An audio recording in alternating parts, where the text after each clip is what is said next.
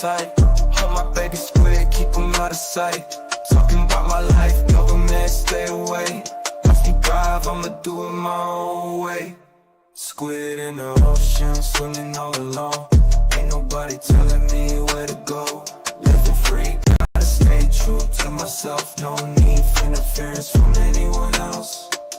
Squid pro quo, that's the way to be. Living on my terms, setting myself free. Mama to my baby, protecting with my no government intrusion. I control my life.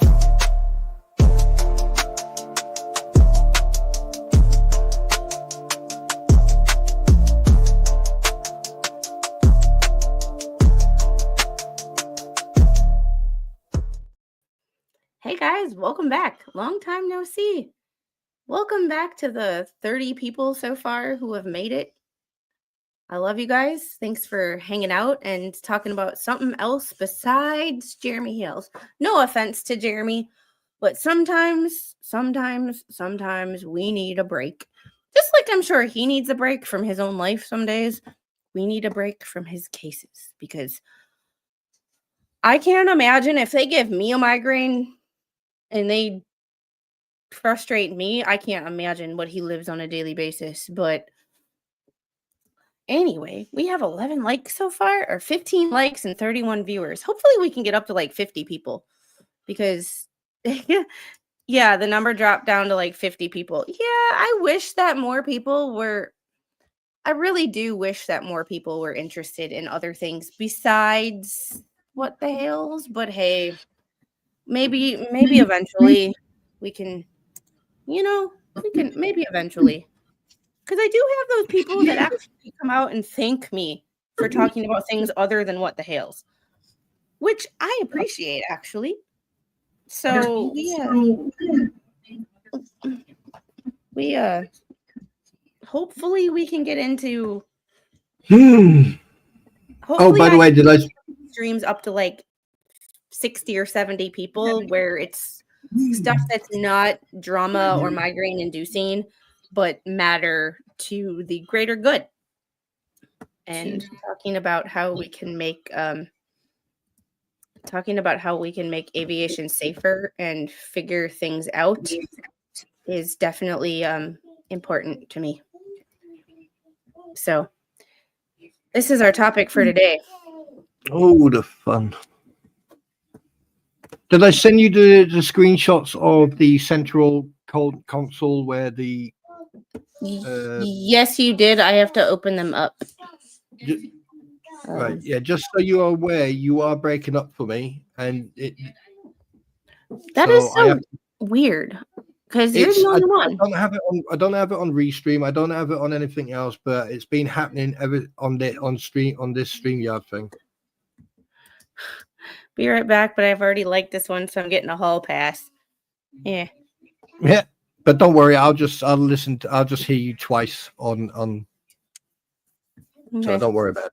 And Patty, for a good analysis from a pilot, Captain Steve is the person that I go to hear a pilot's perspective.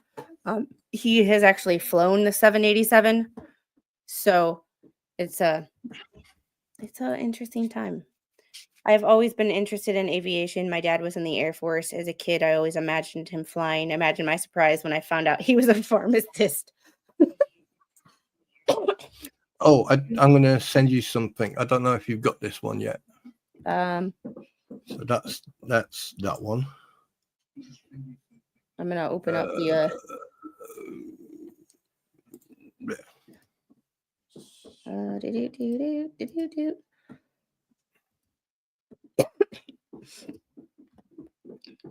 Well, okay.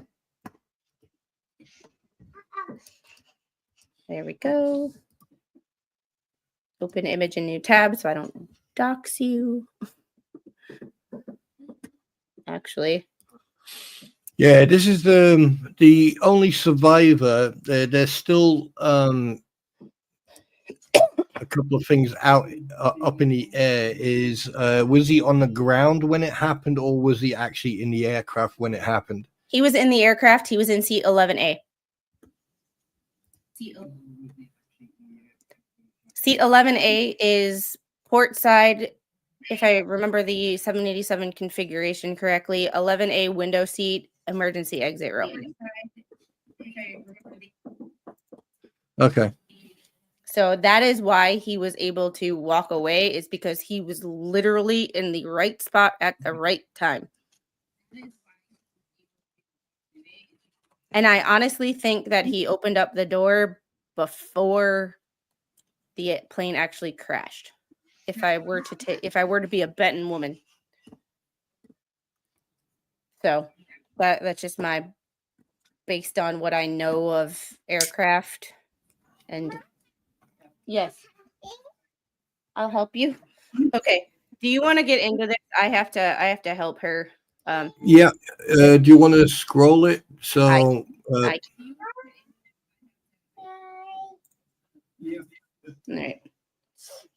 If you want to read that, I can read that out. But if you want to go down to straight down to page 4.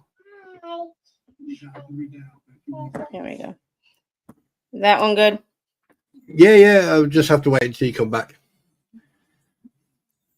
Yeah. Okay. So basically, ladies and gentlemen, general information. The aircraft is type is a Boeing 787-8. Nationality Indian. Registration is Victor Tango Alpha November Bravo, or for the mortals it's VTANB. Let me just mute that because okay. Owner and operator Air India. Pilot ATPL holder. Extent of injuries fatal. Co-pilot CPL holder. Extent of injuries fatal. Number of passengers on board 230 passengers. 10 cabin crew and 2 flight crew. Date and time of accident 12 June 2025 at 0809 UTC, that's 1339 IST. Place of accident Ahmedabad, there you go. Coordinates, you can see that, I'm not going to read that out. Last point of departure Sardar Vallabhbhai Patel International Airport. Intended landing place London Gatwick Airport. Echo Golf Kilo. Type of operation scheduled passenger. Phase of operations initial climb. 2. Background. On 12 of June 2000. Okay, for people that are saying you didn't think you could open a door in the air, one, yes, you can. Secondly, generally it's very difficult when the pressure or when the cabin is pressurized. However, they were only at about 250 feet. General cabin pressure is 8,000 feet. So general inside pressure of an aircraft it's pressurized to 8,000 feet. Generally, not exclusive to one aircraft and could be changed based on type of aircraft. My aircraft was pressurized to 8,000 feet. However, that being said, they were only at 250 feet. 250 feet is literally, you can breathe at 250 feet. Air pressure is not a whole lot different. So the air pressure between the inside and the outside of the cabin is not much different. And yeah, you can open it. And that's how he got out. So just do you want me to carry on? Yeah. Okay. Excuse me. On June 12, 2025, Alpha India Bravo was notified of an accident involving Air India Bravo 787 aircraft bearing registration Victor Tango Alpha November Bravo at Ahmedabad. As per notification, the aircraft was operating flight Alpha India 171 from Dabad, I'm going to call it Dabad, to Gatwick, and crashed at about 0809 hours UTC immediately after takeoff. The notification was received from the airport authority in India and the airline operator. On receipt of the notifications, a team of 5 officers from AAIB, including DG AAIB, reached Dabad on the same day. Another 3 officers from DGCA's Air Safety Directorate arrived from Mumbai to assist in the accident site activities and were put at disposal of the DGAIB. The efforts at the site were led by the DGAIB God, could I come up with a different freaking... Anyway, and evidence collecting and other site activities were carried out. The initial notification of the accident as per ICAO Annex 13 was sent to the National Transportation Safety Board, USA, which represented the state of design and manufacturer. As per information notified the AAIB, the fatalities amongst passengers also included citizens from the United Kingdom, Portugal, and Canada.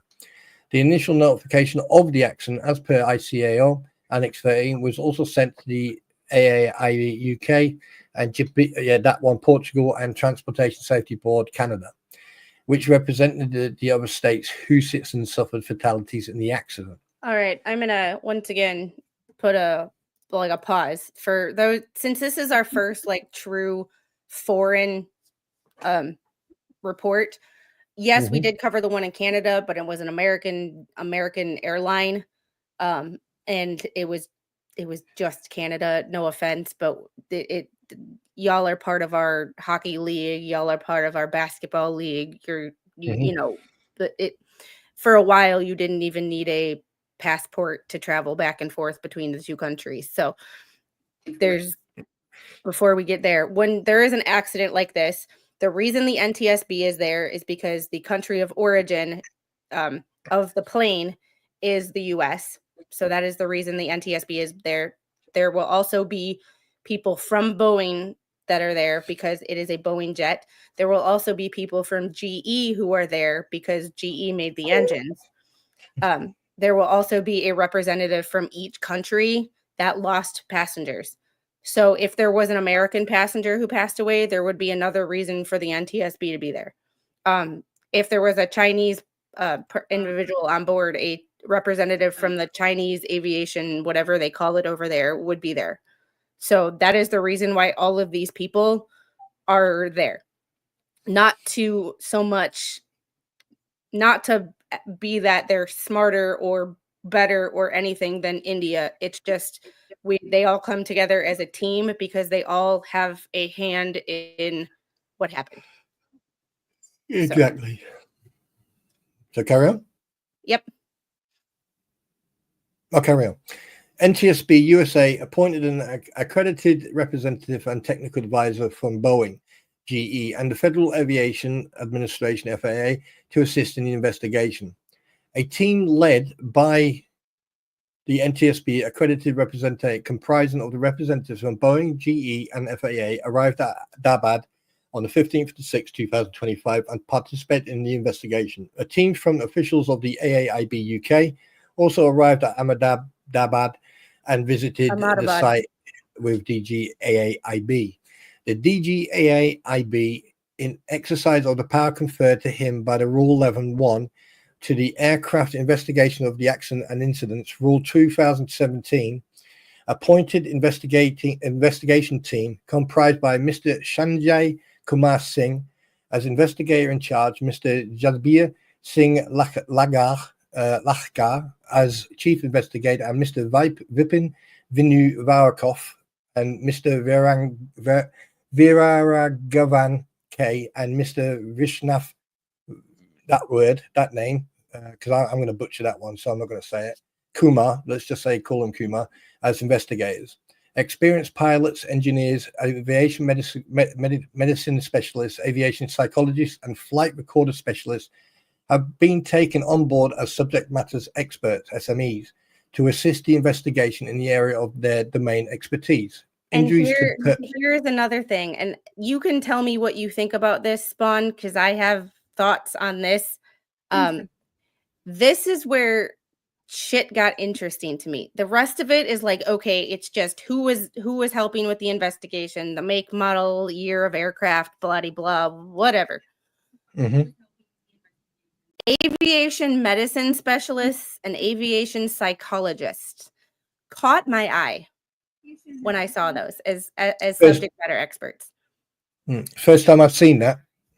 Yeah, those two right there, combined with what I know about this switch in question that we've seen in just general reporting from the mainstream media, makes the wheels start turning, the hamster gets on its wheel and starts getting the cobwebs and shit starts happening.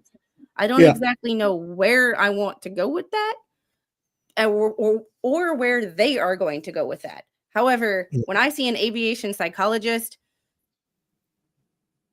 talking about something that an aviation fatality, like it's just, it gets the brain going. So that, I don't know what you thought about that, but yes, it was the first time we've ever seen it. Yeah, it is the first time I've ever seen actual names of, obviously, the top tier of the investigation team, and also the middle tier of like, obviously, with the pilots, engineers, medical and psychological. That there is actually good that they've actually added that, because it gives more detailed responsibilities to who's going to be there, who's doing what. So that's good. And Paul, I understand Gail's question was, what were they doing there? There was a survivor, yes, but the aviation psychologist does not have anything to do with talking to the survivor. If I'm like, if I would know what an aviation, it's like talking to a sports medicine psychologist. It's for the it's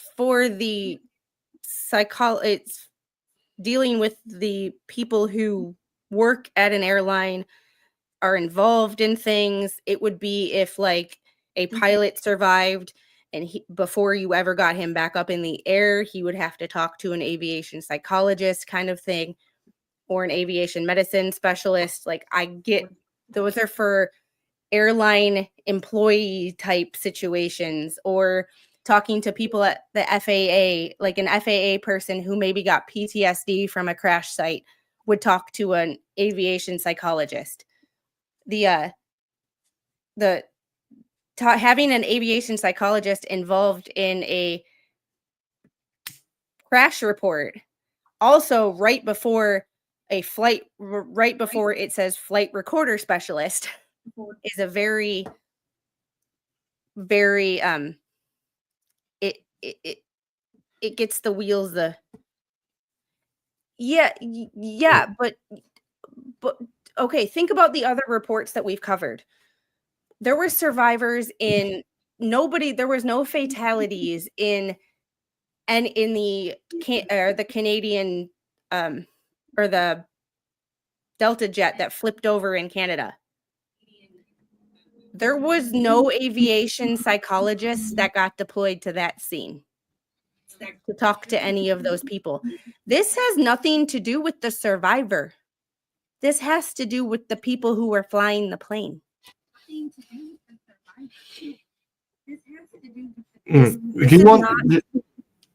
Go ahead. Right. What we can do is we can cover that bit in a bit. Let's just keep going, because at least now one thing we can already establish is that there are specialized specialized people on the scene who we're going to come back to in a bit. All right. Let's just carry on with the intel, and then before we go into it, then we can go back into it. All right, because obviously I'll take care of this next part. Right. Injuries to persons. Fatal: crew 12, passengers 229, others 19. Serious: nil, passenger 1. Minor: none, nil, 67. Aircraft information, we've already gone through that. I mean, that would be, we'll go. Here's the one thing that we need to go through with the aircraft information. Certificate of airworthiness, 6,584 valid, subject to the validity of airworthiness review certificate. Last ARC issued on 22nd of May 2025. ARC valid up to the 23rd of May 2026. Total aircraft hours was 41,868, which is normal. GE engines, both date of manufacture were 2012, so they were relatively new engines as far as aircraft go. Total engine cycles, 27,779 for the left-hand side. Same or 33,439 cycles or engine hours for the right-hand side, 6,202 cycles. Last major line maintenance check as per aircraft maintenance program was L1-1 and L1-2 check carried out at 38,504, 12 hours and 72.55 cycles. The next major check was due on an aircraft in December of 2025. So it was up to date maintenance-wise. The left engine was installed May 1st of 2025. Right engine was installed 26th of March 2025. 4 Cat C minimum equipment list items active on this aircraft as of June 12th, 2025. Like how I can convert that from a international date to an American date without even blinking an eye. No comment. These melds were invoked on June 9th, 2025. That's the correct way, by the way. And validity of these melds were till June 19th. These MELs were for flight deck door, visual surveillance, airport map function, core network, and FD printer. There was a Cat A MEL active WRT nitrogen generation performance, which was valid till June 20th of 2025. There were other Category D maintenance equipment lists on the aircraft related to cabin and cargo. They were all within the due date. So here's where it gets interesting again. See, your dates are wrong.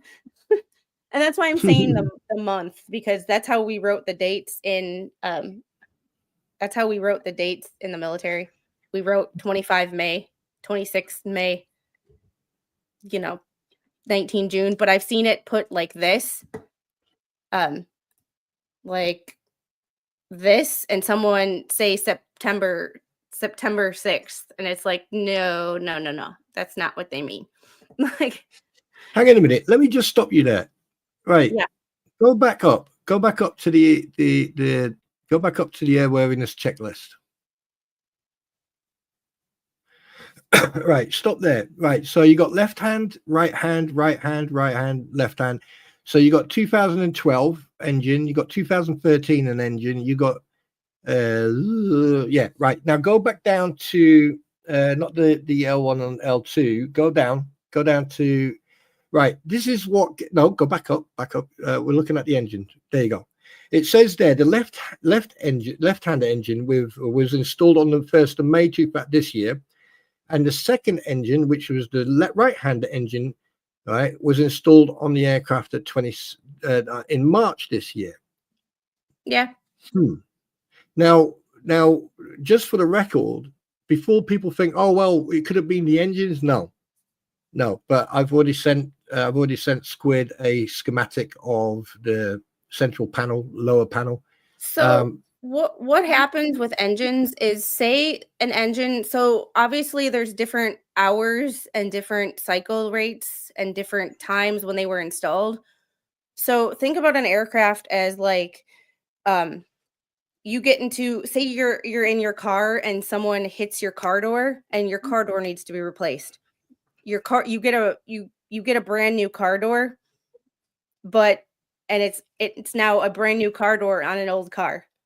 So Hi, JK. It's not the when people see the different numbers, it's like you take the engine out because this needs to be repaired, and then that engine gets put on a different aircraft. It's not like you drop an engine and you take that engine and you send it to maintenance and you get that same engine back. No, you get the first available engine that fits that aircraft to get that aircraft back up and running and back in service and making you money as fast as possible.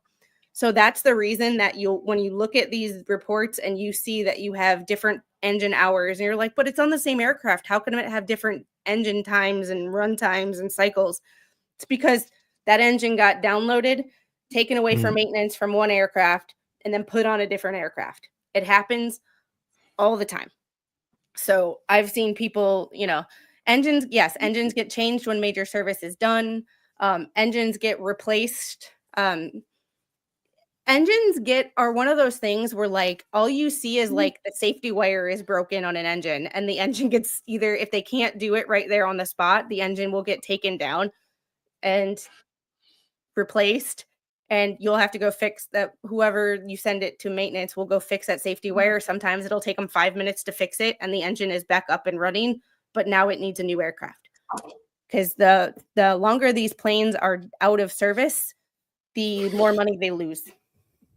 And talking about engines, funny enough, I watched a video yesterday. I'm gonna try and find it and send it to you, Squid.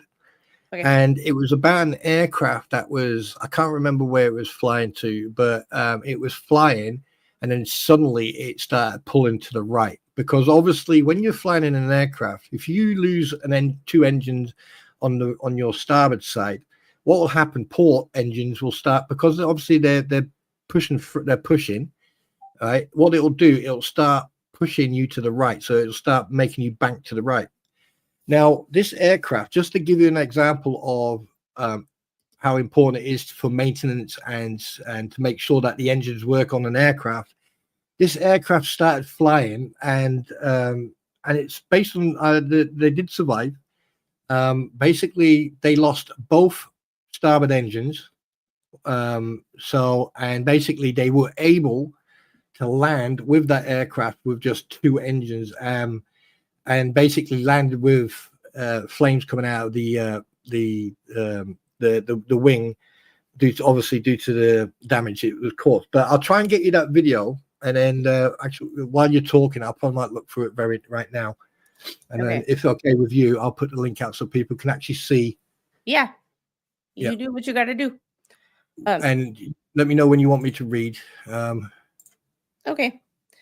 This is where, once again, when I was reading this, it got a little serious, but at the same time, it didn't get, it's not as serious as people are making it out to be. And I'll explain why I feel this way.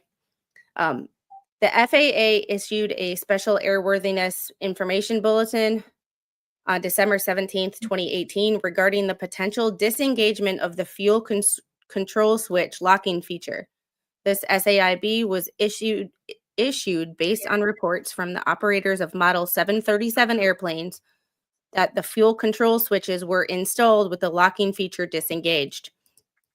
The frickin' things were installed upside down, and nobody frickin' bothered to check them correctly before they left the factory.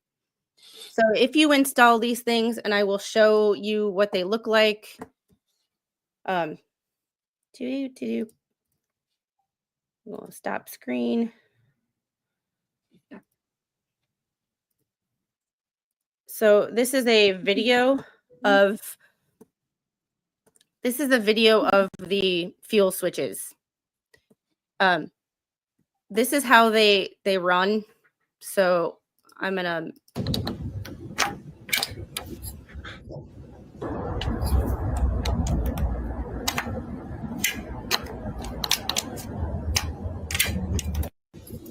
So if you see, you actually have to pull them out, push them in, or push them up, and then they snap back into place because they're spring loaded.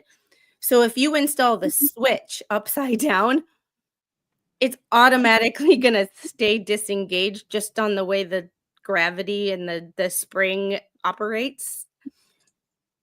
And no one bothered to actually check it.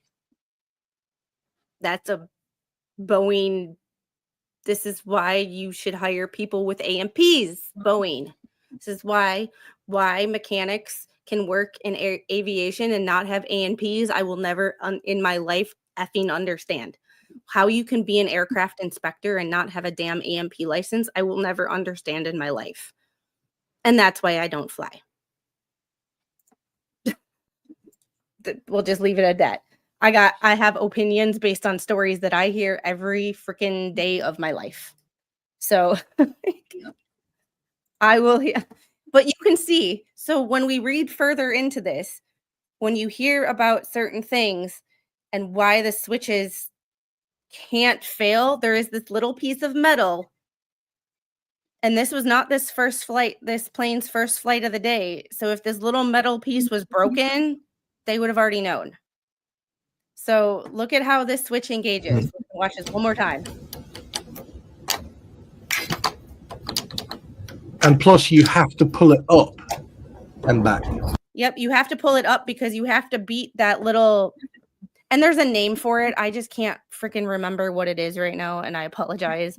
It's a fuel cut-off switch. No, not the fuel cutoff switch. There's a name for this little piece of metal right here. Oh God, yeah. Well, there is a name for that little piece of metal. I just can't remember because when if it breaks and they write it in that it breaks, they will actually write what is broken so that when you go to fix it, you can tell what is broken. So there's a name for it. I just can't freaking remember what it is right now.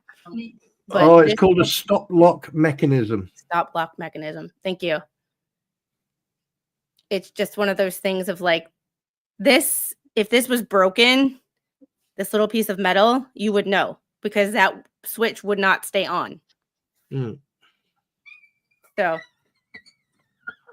yeah, I have sent you a picture if you want to show them that. And just for the record, ladies and gentlemen, members of the jury, it makes no sense why the pilot or the co-pilot, whoever did it, there was absolutely no reason for him to even touch those switches, no matter what. Because the thing was, if you look, well, I mean, like when a squid shows you, if you look just below the word thrust between the S and T, you will actually see the little ball, right, which looks like a wheel for the landing gear.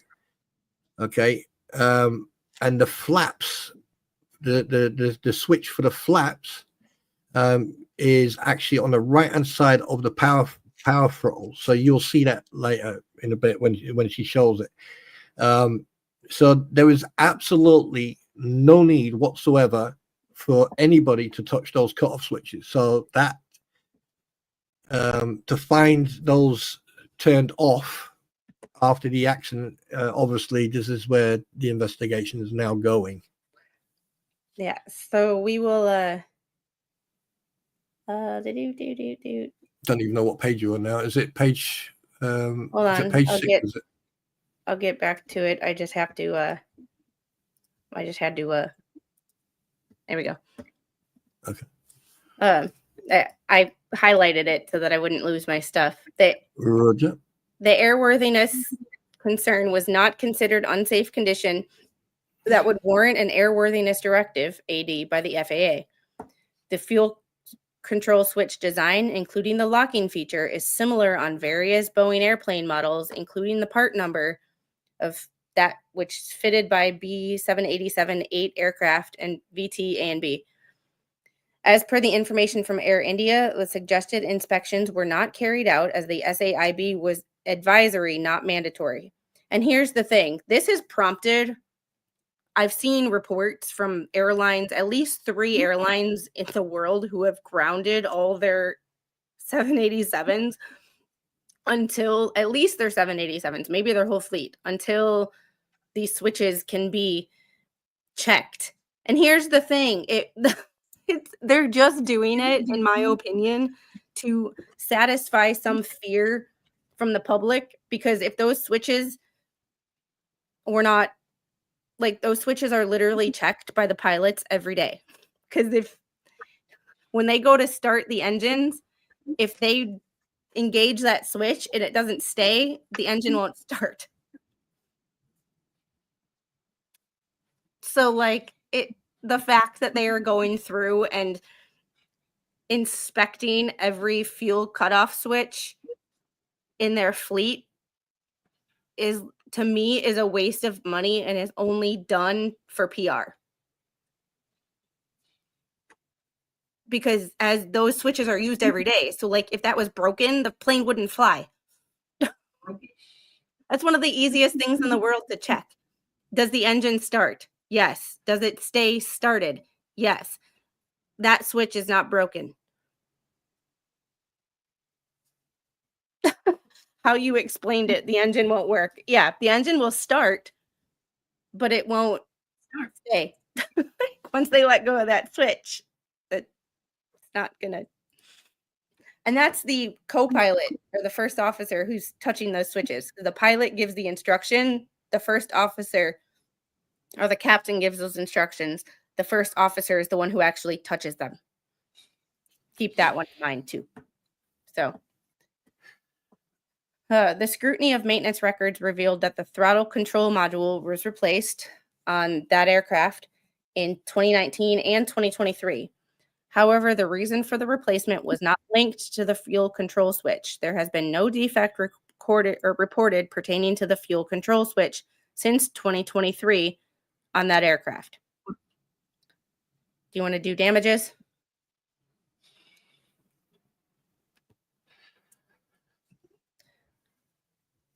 He's probably looking at more.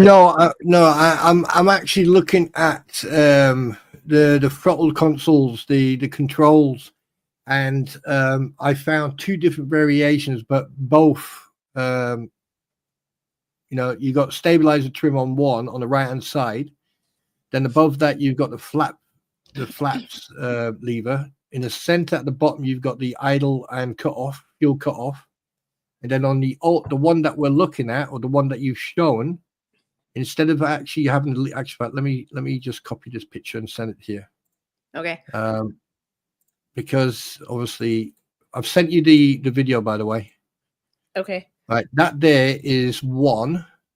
Please hold your calls important to me. That was a Boeing fault because the engines are technically GE, but everything else is Boeing. The control switches, the lines, everything is Boeing.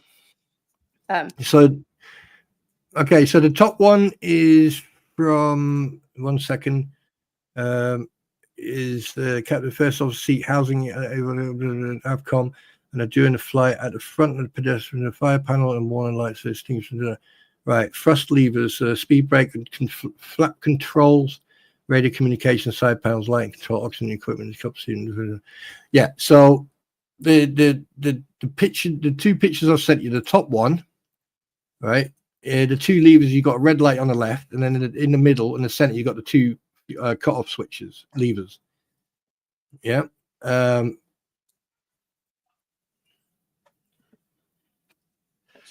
But you got the stabilizer trim at the bottom, which he should be touching. It's the flaps and and obviously the gear. But the other picture, that one there, right? So in the center, you've got the fuel cut-off levers, which is in the center there. Right to the right, you've got your trim stabilizer trim settings. Above that, you'll have your flap settings. So basically, you got your flap lever. In the center, the two big ones, 1 and 2, they are your engines. They're your power. Now, if you go to the next picture, where was the next picture? Where's the next picture? Right there. There's your fuel control switches. Right. In the grand scheme of things. So Paul said we're getting too far ahead. Yeah. So, but anyway, just to give you like an insight that. So, all right, Paul, chill out, calm down. All right, let's go back to this. Spawn doing squirrely things. Damages. The aircraft was destroyed due to impact with buildings on the ground and subsequent fire. A total of 5 buildings shown in the figure below were impacted and suffered major structural and fire damages. So people are making a big deal, and this is my issue with people not understanding physics and aviation and the difference between takeoff, landing, and cross-country US flights versus European flights. Because they're making a big deal about the fact that this tailpiece is still intact. When the airliners that struck the 777s that struck the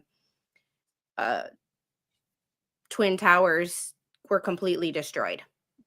Well, that's different because this one here was at a certain speed, at a certain angle, whereas the aircraft that hit the towers were at overspeed and they went in at an angle and they completely submerged into the building. So therefore, not just disintegrating everything, because there are pictures out there where you can actually see a light, like a flash in front of the aircraft just before it hits the building. And obviously that just shows you how much of the velocity and the impact. Those planes disintegrated. Yes, they found MLBs on the ground around the Twin Towers, and they also found parts of the aircraft. However, most of it disappeared when the buildings obviously collapsed. But with this one, it broke apart. So on impact, it actually snapped off. Yeah, it's one of my problems with that I was trying to explain to some people in a random Facebook chat of people who barely looked like they graduated from high school, or acted like they graduated from high school.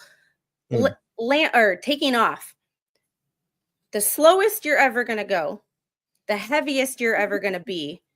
They lost power based on the rat coming down, which means that they didn't have much power, which means as slow as they were going slower, and bigger aircraft, smaller building. The aircraft that crashed into the Twin Towers were 777s. These are 787s, and these buildings are much smaller than some skyscrapers. Yeah, and just for the record, sorry to interrupt. No, you're fine. A RAT stands for Ram Air Turbine. It provides emergency power and hydraulics, but it's supposed to be deployed at altitude. It's not meant to be deployed at 400 or 250 feet. So think about going slow already, and then now you're going even slower. So if they weren't so full of fuel going all the way to the UK, they probably would have had more survivors because they were going so slow. Yeah. Those ended up like a fuel air bomb. Yeah. It's like it just when I was looking at people's conspiracy theories, I'm like some conspiracy theories I genuinely believe. However, there are some conspiracy theories where it just shows me that people have a lack of knowledge, understanding, and they don't admit that they don't know things. They just think they know everything and make opinions based on half the information. This is all right. Wreckage and impact. After takeoff, the aircraft impacted the BJ Medical College hostel, which is 0.9 nautical miles from the departure end of runway 23. The emergency locator transmitter was not activated during this event. The wreckage from the first impact point to the last identified aircraft item was distributed in an area of approximately 1,000 feet by 400 feet. A layout of the crash site has been given in Figure 2, indicating significant parts of the aircraft. The buildings at the wreckage site have been labeled alphabetically from A to F in the layout for easy reference. You good? Yes. Okay. So you see all the way up here, and I know it's kind of hard to see. I'll make it a little bit bigger, but yeah, looking at this, I just seen the picture with the vertical stabilizer and rudder. For that and then you got the right MLG tail section of rat, right?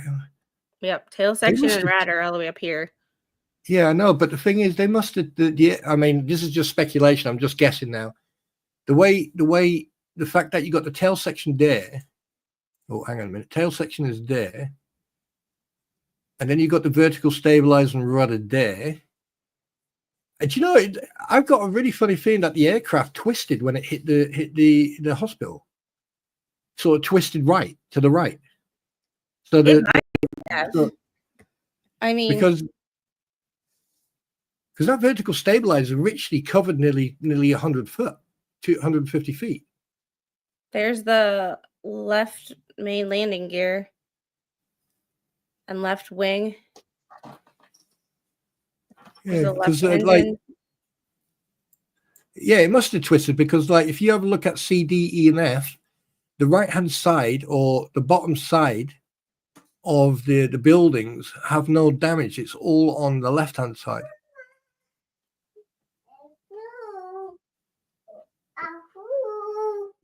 Let me see what's in there. Oh.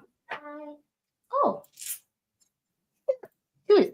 Yes. I mean, irregardless, unfortunately, people lost their lives. So condolences to the families out there. But Yes. this is, And I don't know where he was actually found because he was walking. So where he was actually, but if I remember, and let me look it up real quick.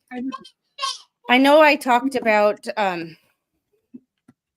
let me stop this so I can, I know I did talk about him surviving when this originally happened, and why I thought he survived based on what I know about the configuration of, girl, okay.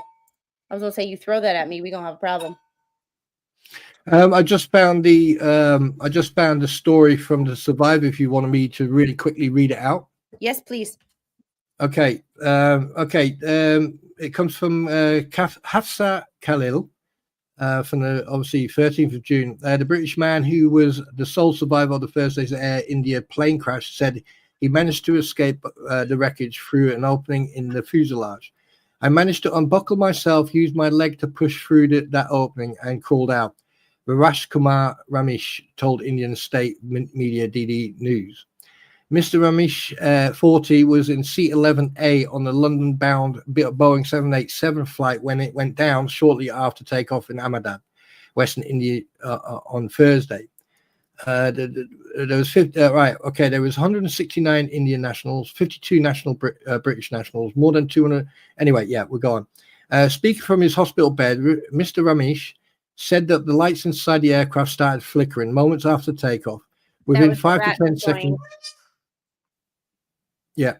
Within 5 to 10 seconds, it felt like the plane was stuck in the air, he said. The lights started flickering green and white, suddenly slammed into a building and exploded. The Boeing set Dreamliner crashed into the building's accommodation for doctors and the BRMG GGB Medical College. And yeah, I can't pronounce that. Sorry.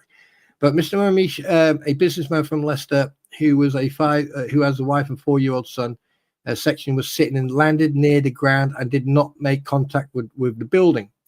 When the door broke and I saw there was some space, I tried to get out of there, and I did. No one could have got out from the opposite side, which was towards the wall, because it crashed there. The cause of, he also says, I saw people unaliving in front of my eyes, the air hostesses and 2 people I saw near me. He said, for a moment, I felt like I was going to unalive as well. But when I opened my eyes, I looked around and I realized I was alive. I still can't believe he survived. Basically, I don't think that's it. I doubt very much they're going to put in everything that he has, made in his statement until they've actually completed the investigation, because obviously that would then, So 11A is the second row of economy. So okay. Let me. I mean, looking at him, he got away. He's got some injuries, facial injuries, and that, and he must have just walked away from it. Depending on where. Oh well, wrong screen. That is seriously wow. The fact that this guy, he said it was against the wall, so that means you're looking CDE around that area where it's central tank, left engine. It's one of those situations of when you choose your seat, choose wisely. Yeah, I'm just trying to find. Right, does EAFR, does that mean after EAFR Does EFR, is that the fuselage? Hold on 1 second. Let me save this real quick. I'm saving this picture so I can blow it up a little bit. Yeah, because you got forward EAFR and then you got flight deck. So looking at the picture, he must have been around E, the building around E. Share screen. We'll go back to the go back to E. Am I? Oh, there we go. So where's the left wing, left main landing gear? Yeah, he had to be somewhere on E, on that building E, on not on that side, on the other side, where a lot of that.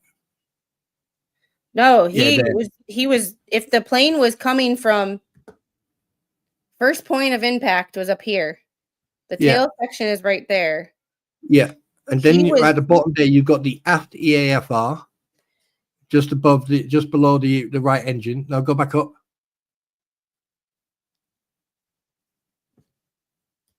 Right, if you right, okay, stop there. Now on A, if you see right engine, then you got aft EAFR. Yeah. All right. He was on the left side of the. He was in 11A. So if 11A, where's 11A? Is that at the front or at the rear? It's in the front, but it's the first row or second row of economy window seat on the left side. Have you got a schematic of that? I'm working on it. Don't worry, I'll look for it. I'm working on it. I have it. I just have to open the picture. That's what I was saving to my computer. I just have to open it up. Oh, come on. Seating chart. Come on. Share picture. Image file. There we go. It didn't want to open up because I hit video and not image. There. Oh, he was at the front. He was he's kind of in the middle. So 11A is right here. This front section. Yeah. So, you didn't derail us. This is important because it's important to know.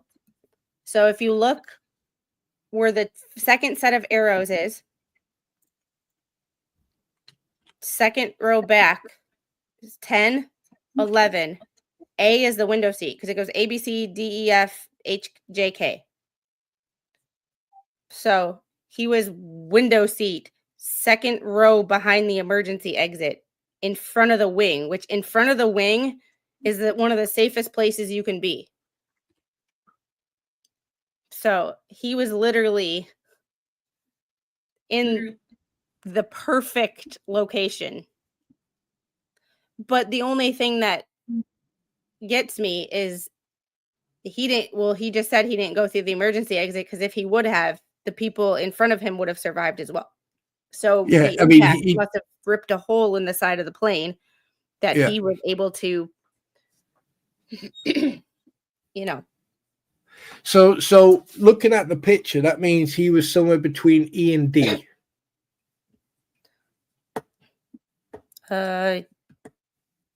Yeah.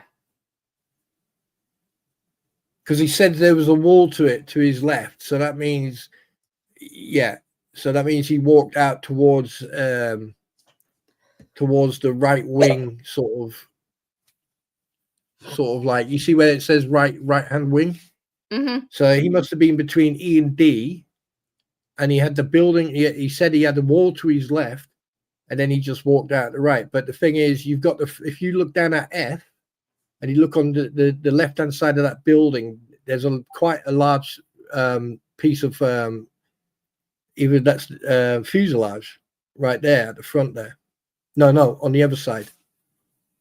Right there. 1 second. If you go towards the building, can you see that little tube white thing? That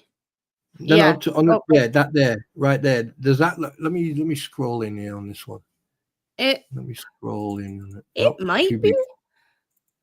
I can't me tell have a if look. that's fuselage or that's damage to the building where the building shifted, but it might be the fuselage.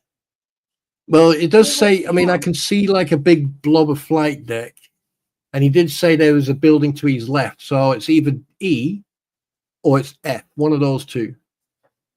But then again, unless they actually show where the aircraft was, it's only speculation at the moment. But he did say he had a building to his left. Yeah. Can you send me the link to that article, because I want to put it in the description of the video so everybody else that sees this can. Oh shit! Yeah, I go forgot to in do and, that. My bad. 1 second. Stand No, by. you're fine. I was gonna ask you later, but knowing me, I'd forget. So I'm trying to put more of the links that we use in the description of the video so that when people go back and look, they know what we're looking at, or they can look at it on their own. All right, I'm gonna keep reading because we're halfway through. Yeah, there you go. I've just put it. It's on Facebook, and basically that there is the aircraft that lost 2 engines on a right wing. No, that makes total sense. He must have been real quick between crashing and the flames explosion. Sorry, didn't know how to explain that. Hope it makes sense. Yeah, it was kind of like, and he had to be a quick thinker.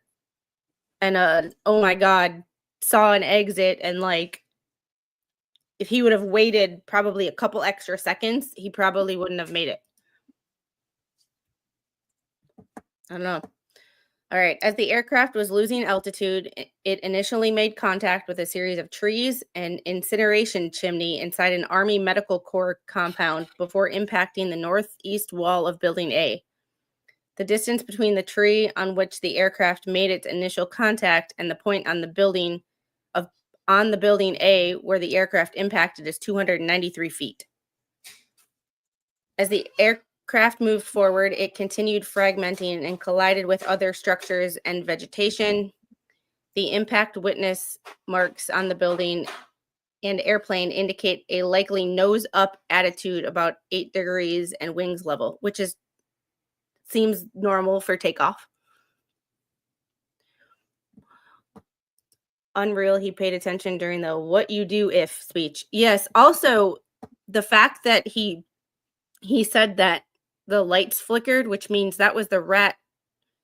So he knew something was wrong before, and I can't remember what the article said that he did for a living, but he has that critical thinking of like, okay, there's a problem. Like the lights aren't supposed to flicker on takeoff. I've flown enough times to know that this is not normal. Let's something's wrong. I'm going to pay attention just a little bit more. Whereas some people instantly put in their headphones when they're taking off and don't notice. People have the situational awareness of like a house fly. I don't know. I don't know. Squid. Yes. When did you say that the rat deployed? On takeoff, you can see it in the CCTV footage.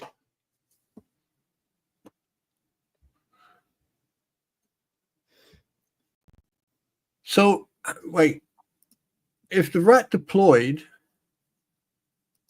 that must have happened during between V1 and V2.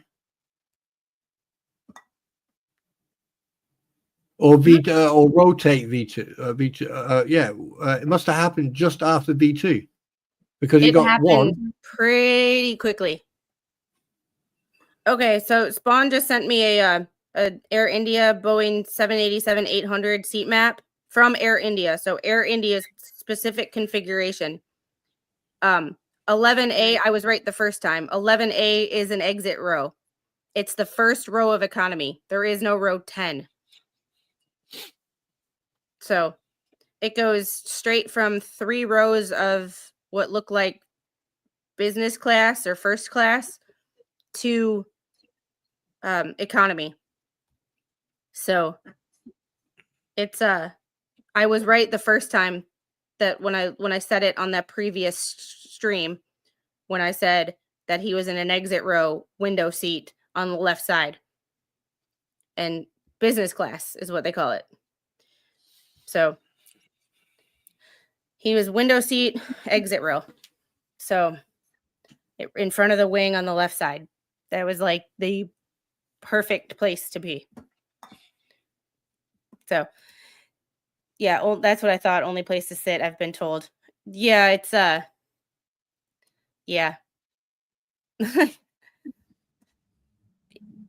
Yeah. I don't know what seating map from Air India I was looking at, because that map I showed you, this one, was literally another 787-800. So it's a different seating configuration. There's something's not adding up with this report. What part? It's showing. Sorry, it's just dawned on me. It's showing the tail. It's showing the vertical stabilizer. It's showing the right engine. It's showing the right-hand wing outboard. It's showing the left-hand engine and the nose landing gear. It's showing the APU air inlet door, and that's it. It's not showing the cockpit. It's not showing the main fuselage or any parts of the fuselage. That maybe there's not enough pieces to. Remember, this is only a preliminary report. Yeah. I'm just thinking, like, why are they putting all this in there, but they're not actually putting the fuselage. And remember, also, this is not written by an American. Like, this is not written by the NTSB, so this is not. I got you. I hear you. Yeah, so there's that too. So I think Captain Steve said it's the safest place to have been sitting. Yeah, I agree. Like, he would know more than me because he's a pilot. I'm not. He's flown 787s. I have not. However, I can't argue. Like, I've always been, based on what I know about aviation, it seems like it would be the safest place to be. So it's this is yeah, on the video the kid took from the roof shows the rat deploying. All right. As the aircraft moved forward, it continued fragmenting and collided with other structures and vegetation. The impact witness marks on the building and airplane indicate a likely nose-up attitude about 8 degrees. The vertical stabilizer separated from the aft fuselage and came to rest about 200 feet south of the initial point of contact with Building A. The tail section and the right-hand main landing gear of the aircraft were found embedded in the northeast wall of Building A, while the rest of the airplane continued its forward movement. So there's the it died. Well, she just comes in saying die, and I'm like, okay, you're holding your pad, so you're not telling me. Yeah. Hey, Mom. Most people don't pay attention to the instructions that flight attendants give before takeoff. Yeah. Let's plug it in, Angel. Oh, okay. Okay. Bye. Okay, or not. Come here and stay. It died. It died. It didn't die. Sorry. Oh, I needed that. Thanks, Paul. The iPad died. It didn't die. Sorry. Throwback to the previous stream. All right. There's the tail section and the right hand main landing gear. English is hard. Vertical stabilizer adjacent to Building A. So remember, that's this. Tail section and right main landing gear. Vertical stabilizer. They also might not have been able to get on top of these buildings to take close-up pictures, because these buildings might be ripe for collapse, and it might be a safety thing to not get on top of these buildings to take. I don't know. Oh, okay. Yeah, I've got it. I found it. What's up? I found where the fuselage is. Okay. So we'll keep going with this, and then we'll we'll talk about that. Yeah. Because we're on page 8 of 15, so we're or 9 of 15, so we're making pretty good time here. And I'm actually shocked. As the airplane continued its path across the roof of Building A, the right engine, this over here, struck the concrete water tank structure separated from the airplane and rested underneath the water tank structure facing a heading of approximately 226 degrees near the southwest wall of Building A. The inboard parts of the right wing were found in buildings A and B and areas surrounding the buildings. The right wing, say that 10 times fast, midsection, and the outboard section was about 280 feet and 520 feet southwest, respectively, from the initial point of contact with Building A. Angel, you want to come here and show them what you got on your face? She's wearing safety glasses around the house. Yes. Please feel free to send super chats with any questions or points that you would like to make. Yes, questions with super chats are much easier to locate sometimes. And if you really, I don't want to grift, but if you really want it pointed out, a super chat is the way to go because then it stands out. Sometimes questions I might skip, not intentionally, but just because I got stuff to do. I'm wondering if I end up in the haters channels. If she was grifting, if you want to ask questions, all right, carry on. Super chat. Sorry. And JK, but good to see you. Good to see you. Katie Buck. And JD Buck is the links, my links mod. He's my dude. He's one of my cheerleaders from my very start of my channel. He was the one who always used to drop my my link in Vice's chat. So he's my dude. All right. So I'm a bit concerned before we carry on. What's I'm a bit concerned tonight. I am a bit concerned because Jeffrey Montgomery is not pressing my buttons tonight, and I'm a bit concerned. Everybody has an off day. Oh, speaking of Jeffrey Montgomery. So, no, it's a good thing. So, apparently when this happens, and I was looking for something to replace my mother's my mom's broken tail section. Honestly, the tail of this plane looks more intact than the tail of this plane. Jeffrey apparently forgot to turn off notifications on finding an aircraft, and he sent me a link today saying, here you go, and I might have a new aircraft coming in a couple of days. We found one. Good. Well, I can't say we. I didn't find shit. But Jeffrey Montgomery did it. So I'm going to put him back. I'm going to put him back in the top 5 on my list. Then he's not on the naughty list anymore. No. The tail might be broken, but I have the pieces still to glue it back together, and also I can use it for other such things. Did it actually say what speed the plane was going at? Not yet. That's usually they put that first. Speed and altitude are generally a thing that the NTSB puts in most of their reports. Yeah. And that's one of the other differences that I'm seeing in this. NTSB reports.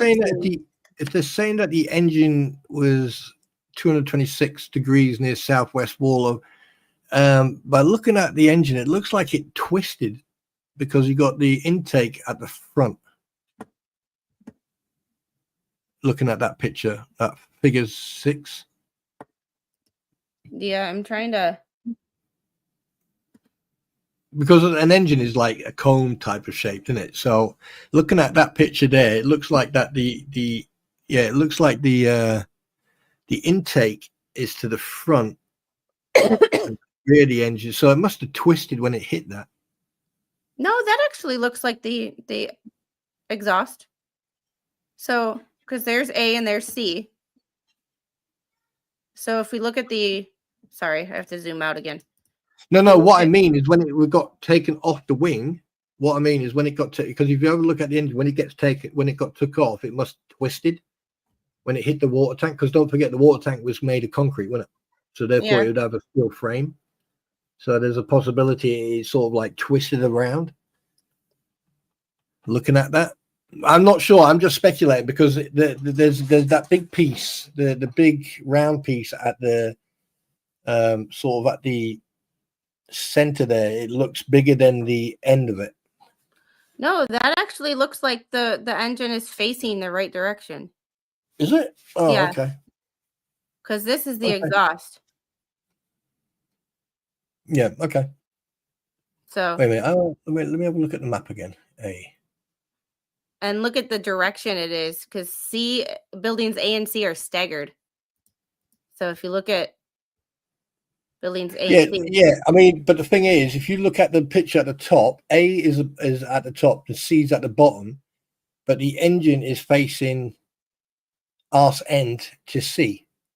So the exhaust is facing C. No, and A, the exhaust isn't facing C. Isn't it? No, the exhaust here's C, here's A, here's C. The exhaust is right here. Okay, I may be fucking seeing things because like that big round piece there looks like the intake. Nope. It's It's the back as it starts to get narrow because these are huge engines. There's a reason why the 787 can only have can operate on only 2 engines because they're massive. It's the problem is it looks bigger than the rest of it because the rest of it is freaking crushed. Look at this picture down here. Yeah. So the rest of it is crushed by concrete. So it, And hey, Roy, how are you?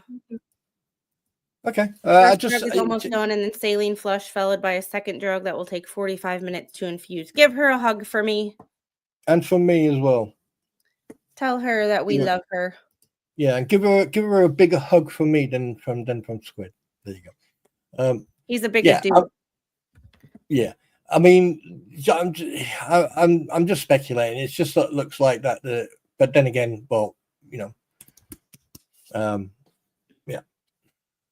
I mean, if it had been a bit if they'd have taken a picture a little bit closer, it'd have been a little bit better to ascertain. It looks like these pictures were taken with drones, so you get what you. I mean, you don't get what you get, but it's a little not as well as if it's taken by a person. I leave my books alone. You have a half of my book collection. Right, so where are you reading from? Do you want me to carry on reading from a little bit, or?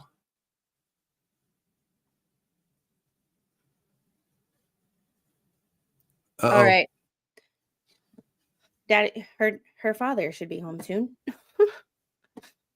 I had searches for the type, the UPC, the model number, and the name Midwest Skywest CRJ 200. It was the first time I had a result come in after that day.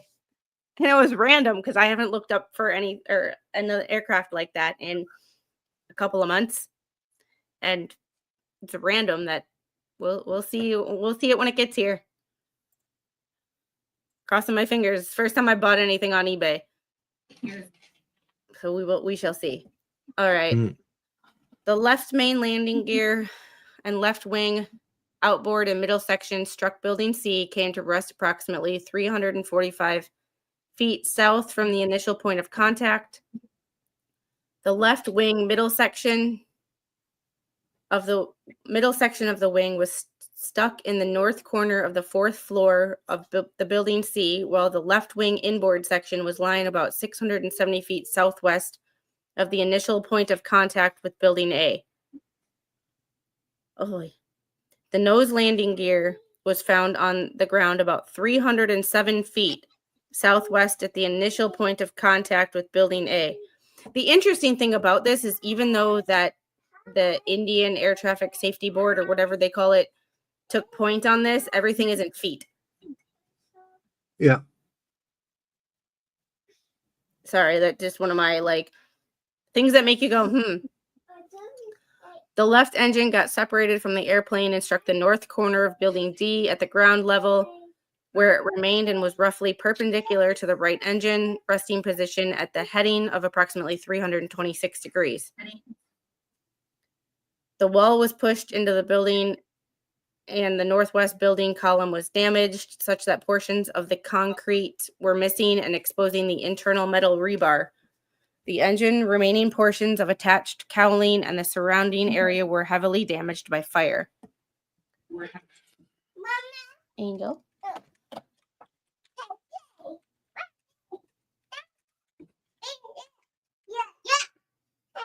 Okay, cheerleader.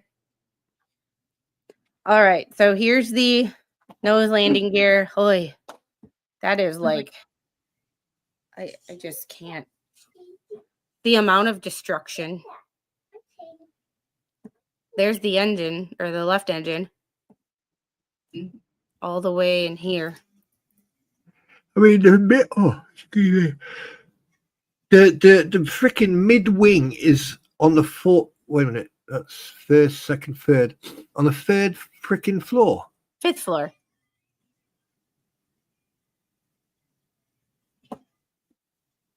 See that I tell you, the aircraft was twisting. It must have been Yeah. twisting when it was. It had I to mean, be. metal meeting concrete. I'm sure some things were. Yeah.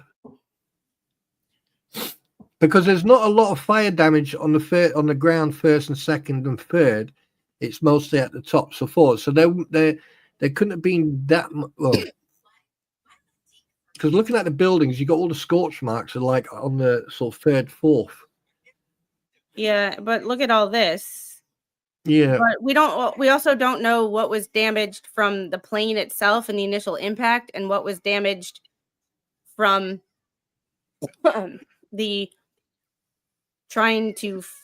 the fire spreading and or people trying to fight fire, because water does a whole lot of damage too.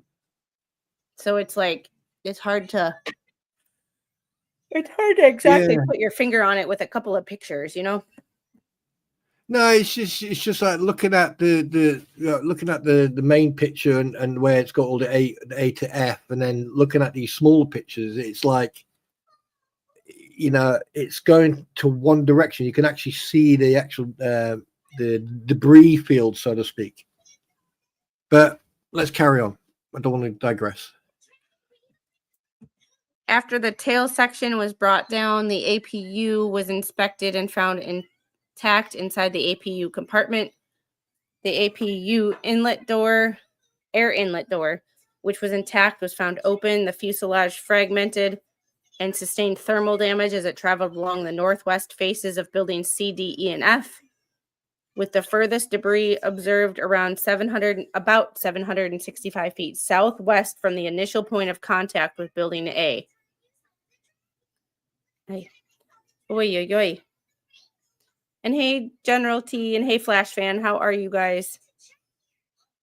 The flight deck area and windshield support structures came to rest about 650 feet southwest from the initial point of contact with Building A.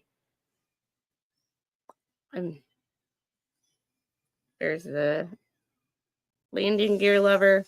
Like, oh yeah, and I forgot when I was talking about the speed of the aircraft with is how the slowest you're going with the most amount of fuel you'll ever have. When your landing gear is down, it also creates a hell of a lot of drag. So there's that too. I'm sorry. I had this going on. Otherwise, I would have been there. Thursdays I usually do, or Wednesdays I usually do this, so it's not good for me on Discord, Flash Fan. I'm sorry. The flap handle assembly sustained significant thermal damage. The handle was found to be firmly seated in the 5-degree flap position, consistent with a normal takeoff flap setting. The position was also confirmed from the EAFR data. The landing gear lever was in the down position, like you would expect.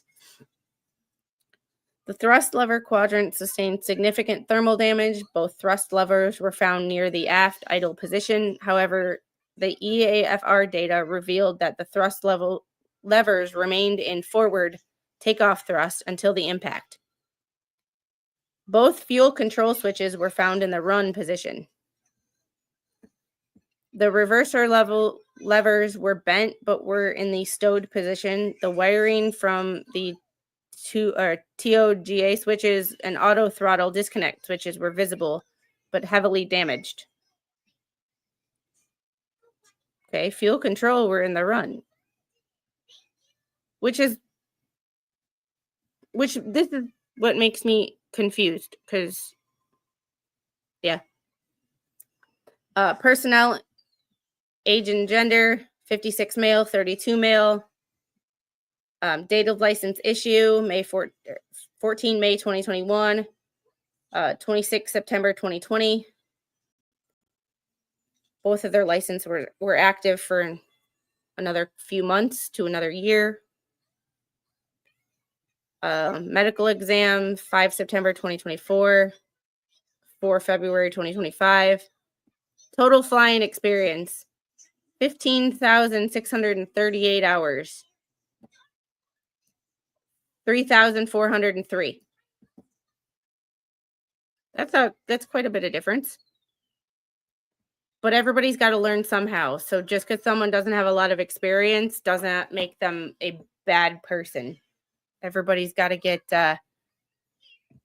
yeah. You're fine. I'm talking about the 7 other people who said they were interactive, the ones who don't have a YouTube channel. Oh, I'm sorry, hon. Love ya. Total experience during or on this type of aircraft, 8596. I mean, okay, so the percentages actually work in the first officer's favor. Only got 3,400 total hours, but 1,128 of those are on the 787. And obviously he's a first officer, so he has no experience with being a captain. Total flying experience on type, 8,596 hours with 8,260 as the captain. Oh my God, can I just stop you? Yeah. This whole time I had my freaking mic muted and I was like going, I've got an issue here. They are saying that the fuel cutoff switches were off. Yeah, that's where I was confused. You done it again, didn't you?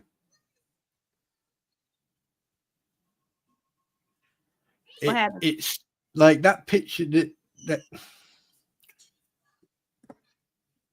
and it literally said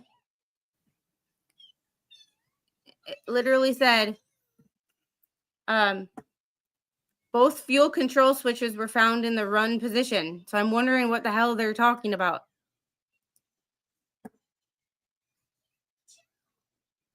Let me have a look at that picture. There's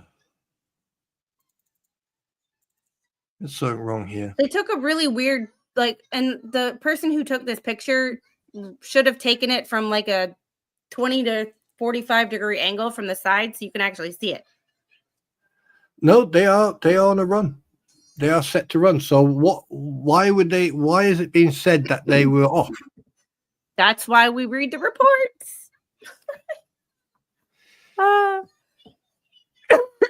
Oh, wait a minute. Hang on a minute. Oh, wait a minute. I just remembered something. Oh, fucking brain fart. If I can remember correctly, is that they did a preliminary thing on the voice record, not on the voice record. What's it called? The yeah, we'll get to that.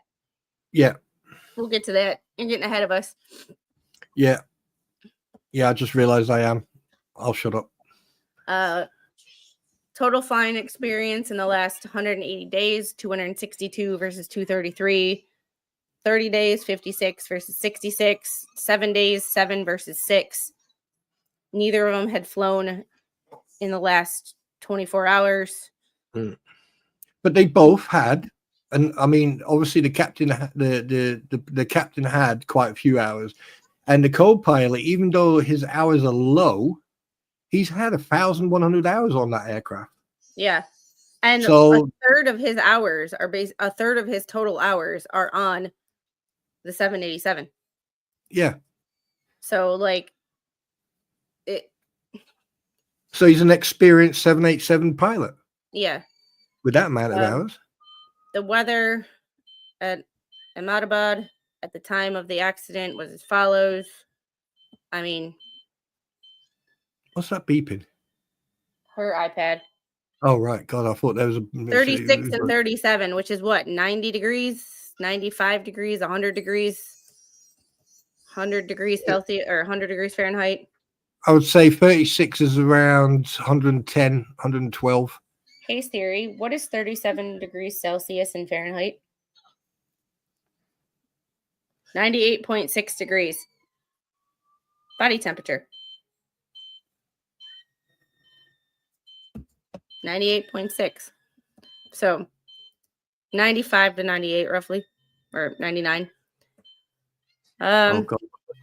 Runway, like we've kind of established that it's not the runway. Yeah, Captain Steve was talking about the mental health of pilots, and he said he became a counselor for that very reason. Mental health is important. Mental health is yeah. Mental health is important. Yeah, that's why Captain's hours for aircraft is over half of his total. Yeah. And that's why I've done the courses I've done, so I can help fellow, brothers and sisters of veterans. All right. Here's where we get interesting. Oh God, here we go. Just saying. We've kind of narrowed it down to what else could it be? Communications. Can I read it? Yes. Yes. Anyway, right, ladies and gentlemen, flight recorder. Swing. Sorry. All right, I'll behave. I'm sorry. The aircraft is equipped with a 2 enhanced airborne flight recorder, EAFR, part number 866-004. We still have to do communications after the accident. ATC data was preserved. Okay, I shall go back up to communication. There you go. Communication. After the accident at the ATC data was preserved, the replay of ATC recordings data was conducted. Summary events based on the replay as below. Time in UTC. Event 0740 AM. These are AM. 0743 hours. The aircraft requested pushback and startup. 0743 13. ATC approved pushback. 0746.59, ATC approved startup. 0749.12, ATC cleared, or it should have been cleared. If the aircraft required full length of the runway, the aircraft confirmed required a full length of runway 23. 0755.15, the aircraft requested taxi clearance, which was granted by ATC. 0802.03, the aircraft was transferred from ground to tower control. 0803.45, the aircraft was instructed to line up on runway 23. 0807.33, the aircraft was cleared for takeoff from runway 23, wind 240 knots at 06 knots. 0809.05, Mayday call was made by Alpha India 171. Flight recorders. The aircraft was equipped with a 2 enhanced airborne flight recorder, EFR, part number 866-0084-102. The EAFR are fitted at 2 locations, one in the tail section at STA 1847 and others in the forward section of STA 335. The 2 EAFRs are similar in construction and record a combined data stream and digital flight data and cockpit voice information, with both stored on the same device.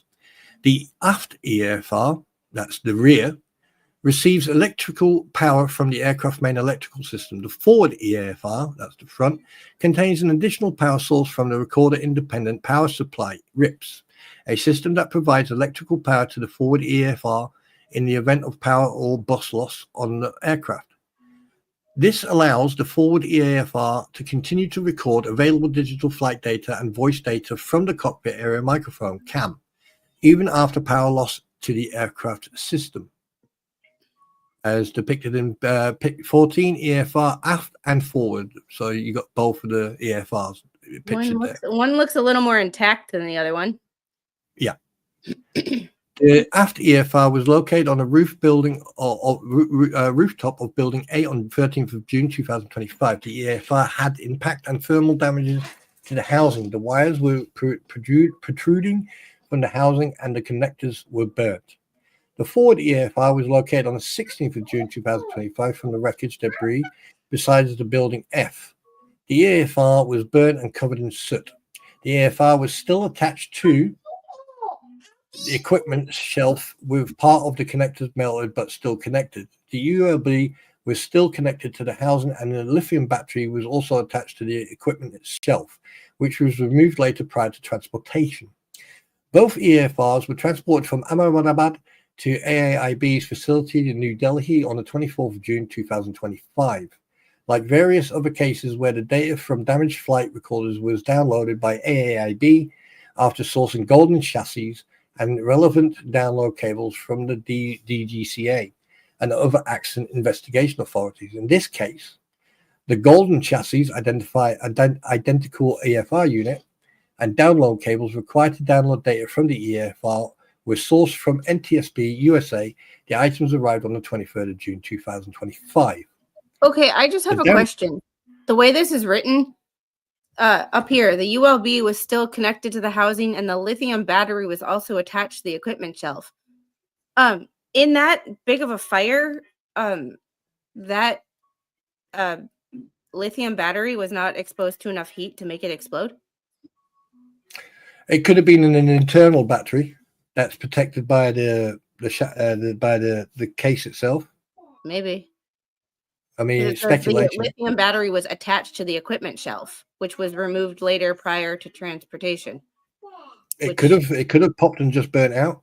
Who knows? I don't know. The thing is, they haven't shown a picture of the shelf or the battery itself. So yeah, that's just things that make you go wee. Yeah, it does, because the lithium battery, like they would have popped, you know, and they would have. I mean, lithium battery, if that pops and burns, it would have made quite a bit of damage. Yeah. So right, where was I? Oh yeah, the downloaded. The download from the forward EFR was attempted on the IAB lab on the 24th of June 2000. The CPM was retrieved from the EFR and found to be in good condition. That's good. The CPM was mounted on a golden chassis and the raw data was downloaded from the EFR.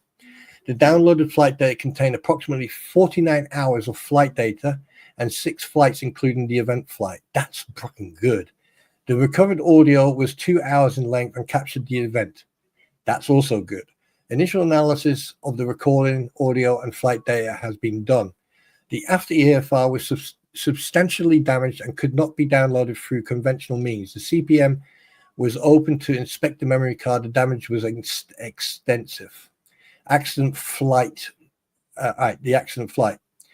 On 12th of June 2000, Air India Bravo 787-8 aircraft bearing registration of Victor Tango Alpha November Bravo arrived at Ahmedabad Airport operating flight Alpha India 428 from Delhi. The aircraft touched down at 0547 UTC 1117 IST and was parked at Bay 34.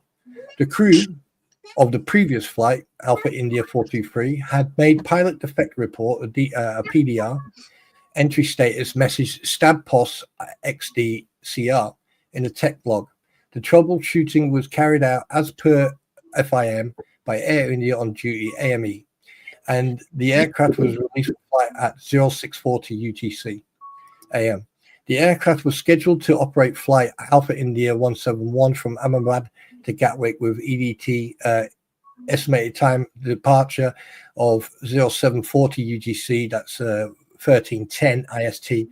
The flight was to be operated by the flight crew comprising of ATPL holder PIC and CPL holder co-pilot along with 10 cabin crew. Both pilots were based at Mumbai and had arrived at Ahmedabad on the previous day. They had adequate rest prior to the operating of the said flight. The co-pilot was flight flying PF, and the PIC was pilot and monitoring PM for the flight. The crew of Flight Alpha India 171 arrived at the airport and underwent pre-flight breath analyzer tests at 0625 UTC and were found fit to operate the flight. The crew is seen arriving at boarding gate in the CCTV recording at about 0705 UTC, that's 1235 IST. There were 230 passengers on board, out of which 15 passengers were in business class and 215 passengers were in economy class, including infants. Fuel on board was 54,200 kilos, and as per the load and trim sheet of the flight, the takeoff weight was 2013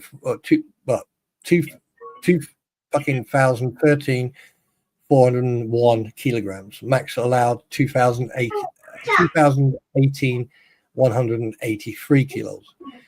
The takeoff weight was within allowable limits, and given conditions, there was no dangerous goods on the aircraft. The calculated V speed for the available conditions to take off were V1 at 153 knots, V rotate is 155 knots, and V2 is 162 knots, and obviously that's when they hit the gear up. And the ASMGCS replay of the flight was also carried out after the accident. The aircraft was observed departed from the bay 34 at 7:38. The taxi clearance was received at 0755 OTC, and the aircraft taxied from the bay at 0756. The aircraft taxied to runway 23 via taxiway Romeo 4, backtracked and lined up. The takeoff clearance was issued at 087. The aircraft started rolling at 08737. As per the EFR data, the aircraft crossed the takeoff decision speed V1 and achieved 153 knots I indicated airspeed at 088 UTC. Rotate. The rotate speed was 155 knots, which was achieved as per EFR at 8088. I am going to bring this up for you. I have to go do mama duties real quick. Yep. So okay. I will be back in a where would you like me to raise it up? Just basically just take it to where it says as per the EFR data. There you go. Where was I? What was I saying? Oh yeah, the yeah, all good. I can carry on from there. Okay. Right. Okay. Where was I doing? What was I doing? Okay. As per the EFR data, the aircraft crossed the takeoff decision V. Blah blah blah blah. I said the aircraft air ground sensors transitioned to air mode consistent of liftoff of 0839. The aircraft achieved the maximum recorded airspeed of 180 knots, indicated airspeed, at about 0842. And immediately thereafter, the engine 1 and engine 2 fuel cutoff switches transitioned from run to cutoff position, one after another, with the time gap of 1 second. The engine N1 and N2 began to decrease from their takeoff values as per fuel supply till the engine was cut off. In a cockpit voice recorder, one of the pilots is heard asking the other why did he cut off. The other pilot responded that he did not do so. The CCTV footage obtained from the airport showed Ram air turbine RAT getting deployed during the initial climb immediately after the liftoff. Figure 15, that's what you can see underneath at the bottom there. Oh, you can't see at the moment. No significant bird activity is observed in the vicinity of the flight path, and the aircraft started to lose altitude before crossing the airport perimeter wall. That's yeah. As per the EFR data, both engines N2 values passed below minimum idle speed, and the RAT hydraulic pump began supplying hydraulic power at about 0847 UTC. As per the EFR, the engine 1 cutoff switch transitions from cutoff to run at about 0852 UTC. The APU inlet door began opening at about 0854. consistent with the APU auto start logic. Thereafter, at 08856, the engine 2 fuel cutoff switch also transitions from cutoff to run. When fuel control switches are moved from cutoff to run while the aircraft is in flight, each engine full authority dual engine control FADEC automatically manages a relight and thrust recovery sequence and ignition of fuel introduction. The EGT was observed to be raising for both engines, indicating the relight. Engine 1's core deceleration stopped, reversing, and started to progress to recovery. Engine 2 was able to relight but could not arrest core speed deceleration and reintroduced fuel repeatedly to increase core speed, acceleration, and recovery. The EFR recording stopped at 080911 UTC. At about 080905 UTC, one of the pilots transmitted Mayday, Mayday, Mayday. The ATCO inquired about all the call signs. ATCO did not get any response but observed an aircraft crashing outside the airport boundary and activated emergency response. At 08:14:44 UTC, crash fire attendant left airport premises to rescue and firefighting. They were joined by fire and rescue service of local administration. So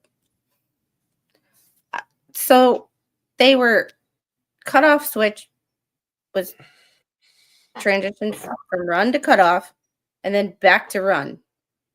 Yeah. So more questions than answers. Yeah, well, basically they like at 8:08:52, right? Oh, hang on a minute. Sorry, 1 second. Let me go back up. At 8:08, right? At 8 a.m., 8 minutes and 42 seconds. Right, they were basically 1 and 2 went from run to cutoff. Okay. Now at 8 a.m., 8 minutes and 52 seconds. So we're going from 42, that's 10 seconds, right? The APU inlet door opened, and at 2 seconds further after that, yeah, the APU started, right? And never 2 seconds after that, engine cut-off switch transitioned from cut-off to run. So you're looking at 42, 52, that's 10 seconds. You're looking at 16 seconds from turning them both off and then turning them both on. But the question is, one pilot says to the other, why did you turn off the cut? Why did you turn the cut off, fuel cut off? And the other one, he didn't. That's either no, I'm not saying it. I'm not going to say it because, like, for you to be for someone to have nearly 9,000 hours in an aircraft and someone nearly having 1,200 nearly 1,200 hours in an aircraft, 99% of the time, everything is muscle memory. So you know where the fuel cutoff switches are, you know where the flaps are, you know where the gear is, and everything else. Now, if the rack came out on takeoff and they didn't put the gear up, and they had flaps set to 5 for a takeoff, and then he goes and turns the fuel off, and then 16 seconds later he turns it back on, but the gear is still down. Why didn't they put the gear up when they took off? Because usually you've got V1, rotate, V2, yeah, and then you're at takeoff speed, and by the time, I think they say it's 400 to 600 feet, or foot between 400 and 600 feet, that's when you put the gear up. The gear comes up nearly probably 10 seconds, 20 seconds after you've taken off. But here we've got takeoff, rat deployed, gear still down, fuel cut off, gear still down, fuel cut on, fuel cut off put back on, gear is still down. That's where I'm having the problem. That's where I have the issue. At no time did they even bother to bring the gear up.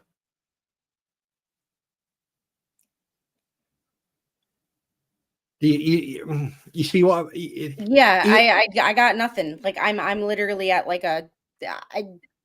it makes, I mean, okay, let's just round it up to 20 It's one of seconds. those that I see all the data, but my brain is not computing. Yeah, I mean, you got 20 seconds. He's got V1. Is it V1, V2 rotate? No, it's V1 rotate, V2. Right. Okay. So that means, because usually you've got, if I can remember correctly, you've got V1, right? You get up to your preferred, your minimum speed, your minimum takeoff speed. V2, that's confirming. So that means that's where you rotate. And V2, that is where you actually you arrive at your climb rate and your speed when you're taking off. And then right after that, you'll have V1, rotate, V2, gear up, and then once you've got a certain height, it's flaps up. So between 0 and 1,000 feet, you've gone through all that. But takeoff, rat deployed, fuel cut off, fuel cut off back on within 20 seconds, but at no time was the gear taken up. And there was no word, because usually pilots talk to each other when they're doing takeoffs and landings. It's like a script. They talk to each other. They go right, V2, right, okay, gear up, right, flaps, and blah, blah, blah. It is a script, and it's done the same every time, so that way there's no mistakes. Or when something's goes wrong, you know that something's wrong because you're off script. Yeah. If it was just lackadaisically said all the time, like, you would never know when there's an actual problem versus like, and because these crews, they both had a lot of experience, but here's the other thing. Barbara, can I just stop? Can I just say something? Barbara, with the utmost respect, there is a pre-takeoff checklist, there is a takeoff checklist, and then there is like after takeoff checklist. And it is religiously religious. I mean, I even flow. I mean, I'm not a pilot, but I play Flight Simulator. I used to play Flight Simulator. I'm not a pilot, like but I slept at a Holiday Inn last night. Right. But here's the thing, Barbara, what you have to understand, right? You go to any aircraft, you sit on any aircraft, or you watch any video where aircraft takes off, you will hear specifically these words. Right, off we go. Right, full power, V1, rotate, V2. Within a few seconds of that, of V2, you'll get gear up. It is a religious any aircraft. And it's also done that way because just because one pilot had 8,000 hours in this aircraft and one person had 1,000 hours, how many hours do they have flying together? So it would be it's one of those, like, you have to do it all the time, because not only do these pilots it has to be done the same way every time because it's an aviation standard. In situations like this, there are everybody has a script. Everybody in aviation has a damn script. The pilots, the gate crews, the ramp agents, everybody has a damn script. And it's because when you go off script, you know something's wrong. So if you do shit the same way every time, you know when there's a problem. And I don't know if the rat would give enough hydraulic power to work the gear. Give me 1 second.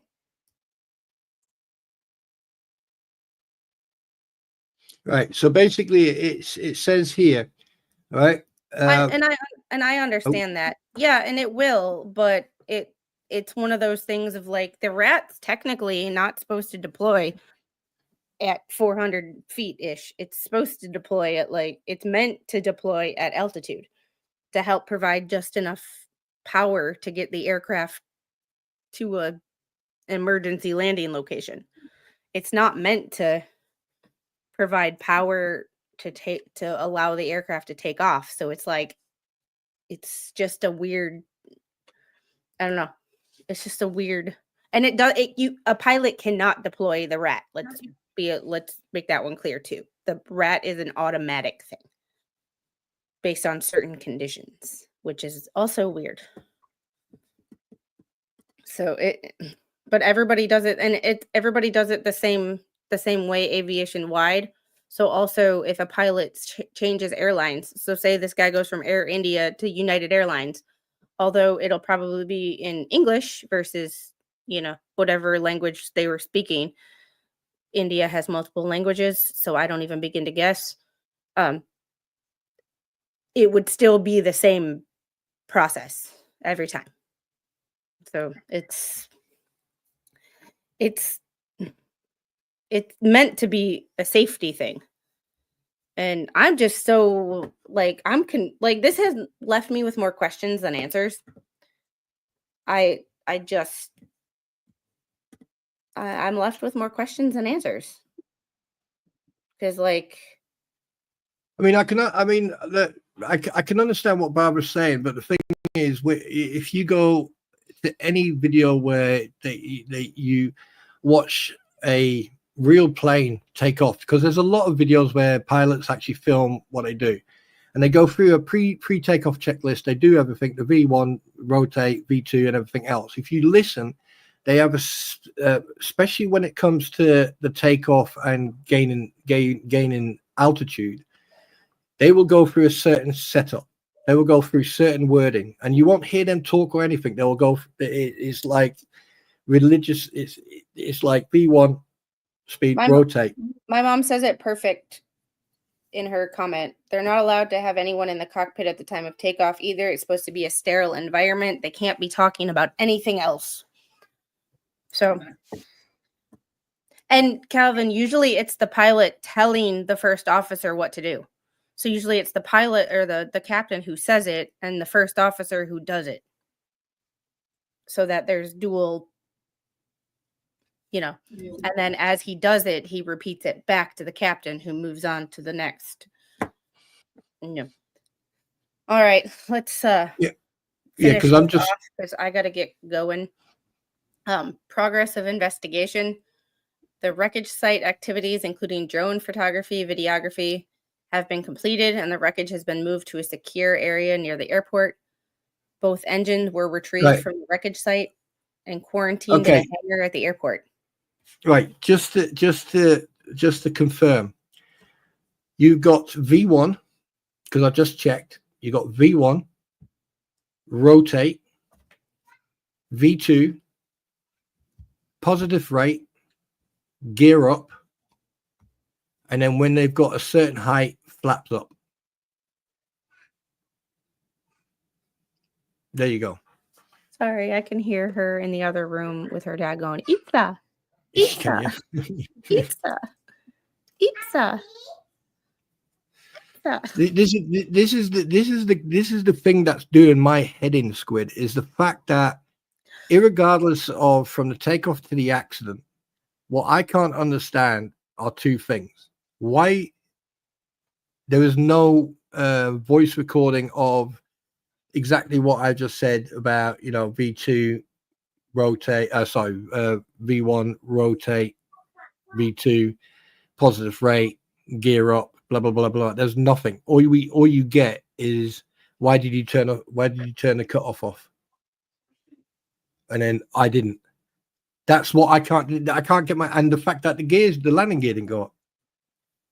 I just don't get that.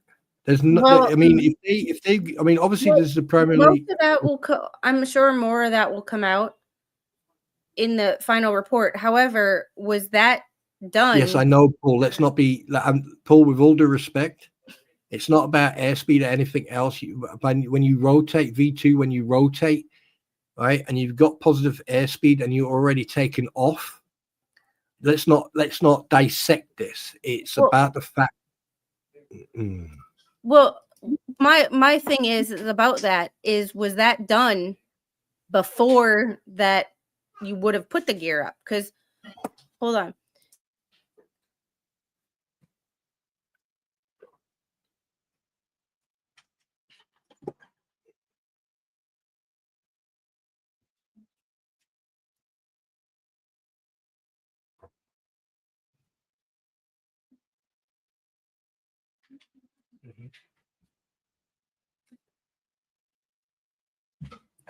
Rough estimate, and this is him shaking his head going, don't trust my rough estimates. But I asked him what altitude 787 would raise its gear. Roughly 1,000 feet in his estimate. Yes, he's never worked on 787s, just a rough guess. But Okay. they were not near 1,000 feet, so they never would have had the opportunity to raise the gear. And plus, they wouldn't have had the what you call it, the power, the vertical. Yeah, I mean, obviously, if you're going to cut off I don't even think this is probably okay. That's making sense now. Everything's making sense now that the puzzles come together. Because obviously, when they hit the cutoff switches, it helps when you have an expert who doesn't think of himself as an expert, but he knows aviation. He might not know much. Yeah, he knows. I mean, yeah, I mean, like I'm not an expert, so I'm just happy to say that.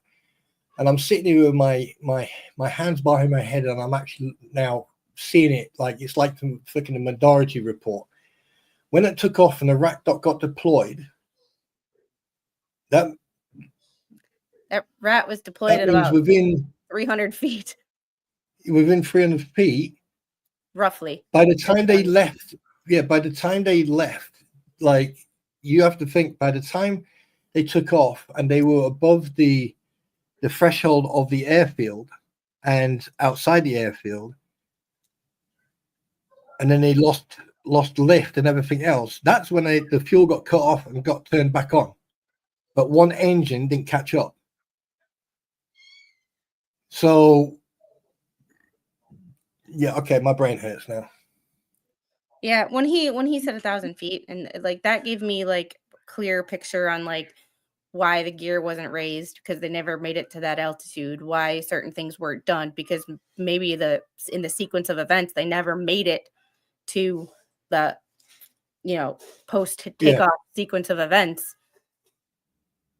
Okay. Well, like I said, I'm not an expert, but usually, not either. From what I've watched, and even I've learned a little bit, is that you've got the V1, V rotate, and then you got V2, and then positive climb, airspeed, and everything else, and then you got. So by that time, they get, because it doesn't take that long for a plane to get to 1,000 feet. I mean, this aircraft was at 400 feet already. Yeah. So it doesn't take that long to get to 1,000 feet, but it's the 20 seconds where the fuel was cut off and the fuel turned back on, and the fact that one engine couldn't reignite. Yeah. So it was basically as soon as those switches got turned off, that was it. Basically, they never made it to never made it to the point where they were climbing at a high rate. They had just left the ground. What? 2 minutes? Not even 2 minutes. A couple of seconds before that. Yeah. Seconds. So let's see. Yeah, I mean, they had the takeoff rate. They had the speed for takeoff, but because of the fuel cut off, the engine is going to go. They're going to go to idle, or they're going to slow down again. There's no push. There's no, what do you call it? Thrust. There's no thrust. Yeah. 808, 808.35, 808.33. 180 knots. I'd missed that part. Where did I miss that part? Indicate airspeed, 180 knots. That's not even. Wait. 150, 160 for V2, 162 for V2. That's taken off. Yeah. And they didn't even. The maximum speed they got to was 180.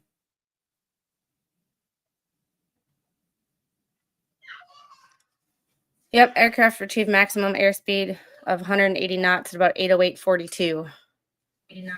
And immediately thereafter, engine 1 and engine 2 fuel cutoff switches transition from run to cutoff with a time gap of 1 second, which is 1 second is appropriate for me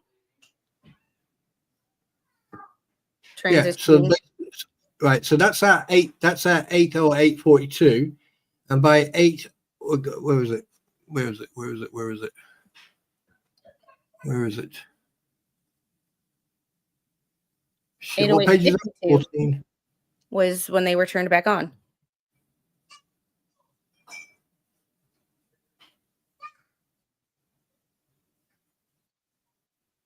So basically, they had 14 seconds with no thrust. Well, the engine's idling down, losing thrust. 14 seconds of lost thrust. Okay, there you go. There's the answer.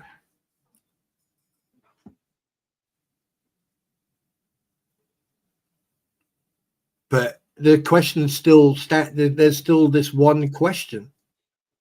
Out of all the levers that he could have fucking touched, whoever it was, the co-pilot or the pilot, why did he cut the fuel off? That which now opens up a fucking rabbit hole for me. Which ow. Between seeing an aviation psychologist as part of the subject matter experts in the investigation and having a background such as that, my brain goes every which way and sideways, which is like nothing about this, though, screams that there was anything wrong with the aircraft, which, considering what we've been dealing with over the past months, is like not a welcome relief, because that's really not the way to put it, because a lot of people passed away, including the 2 pilots.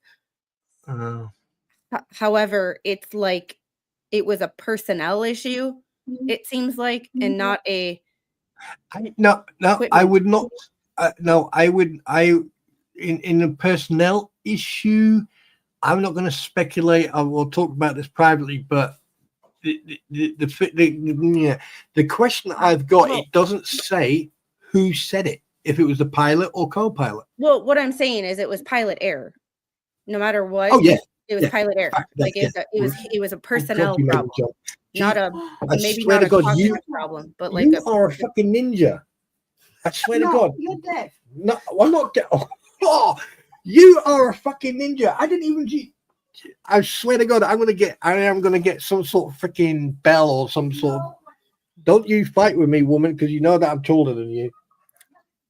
I know I'll lose, but I'll give it a bloody good try. I have not heard that.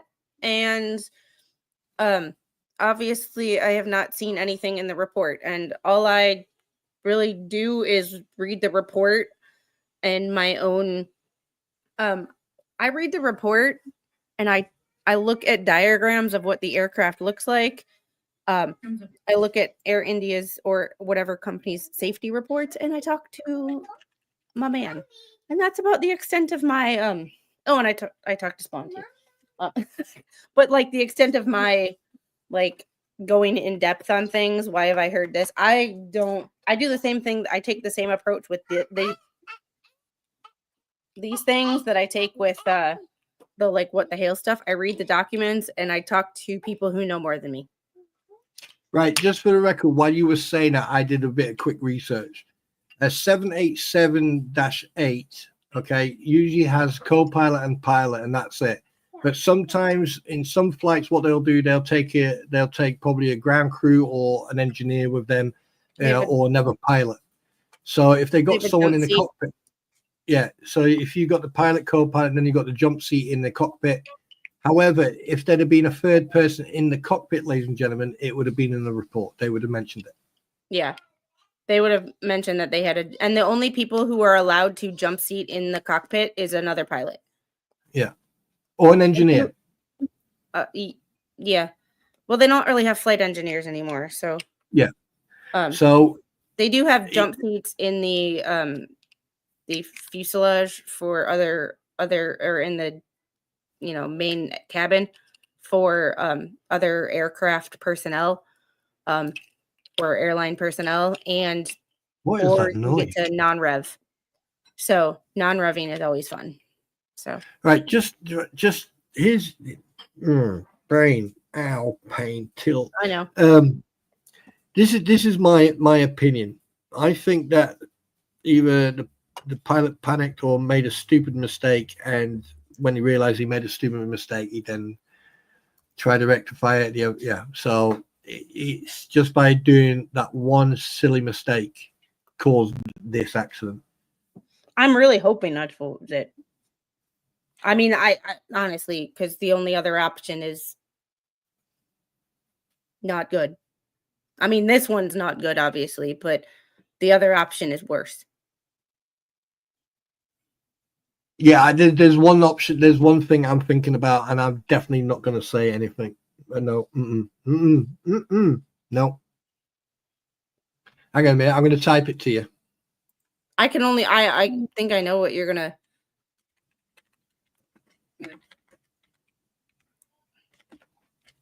I mean, everybody knows what we're kind of getting at when it's not an accident. Yep. Pretty much. Spawn put it in the private chat. It was the only other option if it was not an accident that he accidentally hit those switches, and when he realized what he did, tried to fix it real quick and hope for the best. It is. There was no recovery on that. I mean, the moment he hit those switches and turned them back on, it didn't make any difference, to be honest. Look, after reading this report and everything else that I've heard, they had no chance whatsoever. None whatsoever. That 14, 16 seconds where that fuel and the engines, had to restart, had to go through the restart, reflame. They had no chance. It's such a shame. Yep. So they're gathering more details based on their initial leads. No recommendations to the B7 or Boeing 787-8 or GE engines. They're completing the analysis of post-mortem reports of crew and passengers and corroborate any aeromedical findings with engineer appreciation. I know this is going to sound really stupid. Sorry, you keep on. I do apologize if I'm cutting you off. I do apologize. Okay. Humbly apologize. Maybe, hopefully, someone from the FAA or aviation will actually one day see this video. And here's an idea, right? Yes, have those cut-off switches, when you close down or start up. But once you go from idle with the power throttles, once you put that power on, you should be able to move those. They should lock. And then the only time you'll be able to move those fuel switches is if you bring the power throttle back down to idle and then to off, and then you can cut the fuel system off. There should be like a fail safe when you put those freaking power throttles forward, that there's no way you can actually turn them off by accident.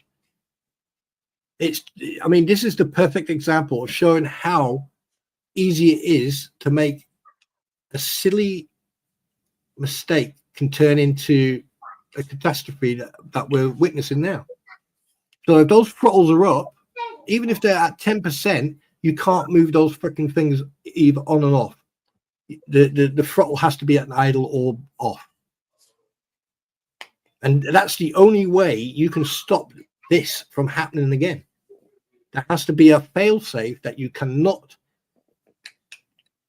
Anything that's got to do with the thrust, the power, the engine, the electronics, the only way you can fucking do that is if the engines are idle. So if you run out of fuel, you just bring the power off, or there's an engine problem, you bring that throttle side down, you bring engine 2 down to idle, you turn off the fuel, bang, done. Yeah. If you've got an emergency. That is the only way you can avoid something like this. But it's a shame that we're saying it after the fact. Well, we live in a reactive society and not a proactive society.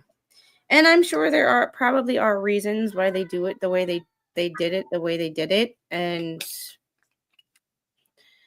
I don't know.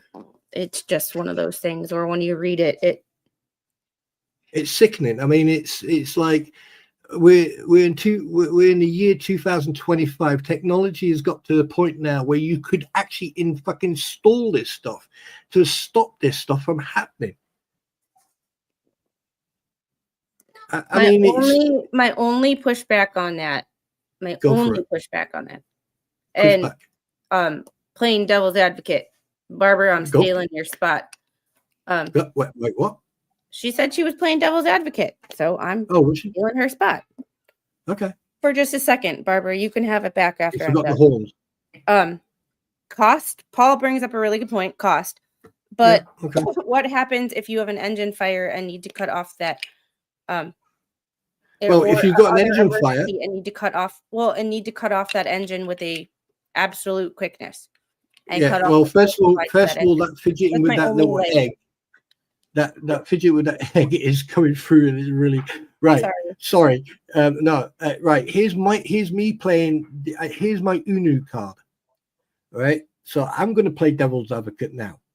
When it comes to an engine fire, the routine is you pull down the throttle, you hit the fire retardant thing and everything else, and you go through a setup. You go through the checklist of engine close down, and when you bring that power back down to idle, and you hit that fuel cutoff switch and everything else, right? That's what you do. You bring the power down, fuel cutoff switch, and everything else. And so I've never actually dealt with an engine fire on any of the aircrafts that I've been on. Although for some reason, a friend of mine, a guy I deployed with, did write me the other day and asked me if I was on deck when we had an accident. So I didn't quite. Yeah, it was weird. I feel sorry for that survivor though, man. I mean, the people are saying it here in the stream. You know, that guy's going to need. Died again. Hey. Yeah, that. Your iPad died again. But she won't leave it on the charger in more than 2 minutes. Yeah, kids, what a like. No, but I mean, he's going to take him. I hope that people are going to be around him for a while. But going back to that, you know, there is always a way. I believe that if the power's on, you can't use the switches. If there's an engine fire, you bring the power off on that engine, then you are able to cut off the fuel and everything else and use the fire retardant. It's just such a shame that now that after the fact, they may do something about it. They may have a different system. Yes, Paul, it costs money. But, I mean, how much would it cost to put in a fail-safe where you can't cut off the fuel if you've got full power?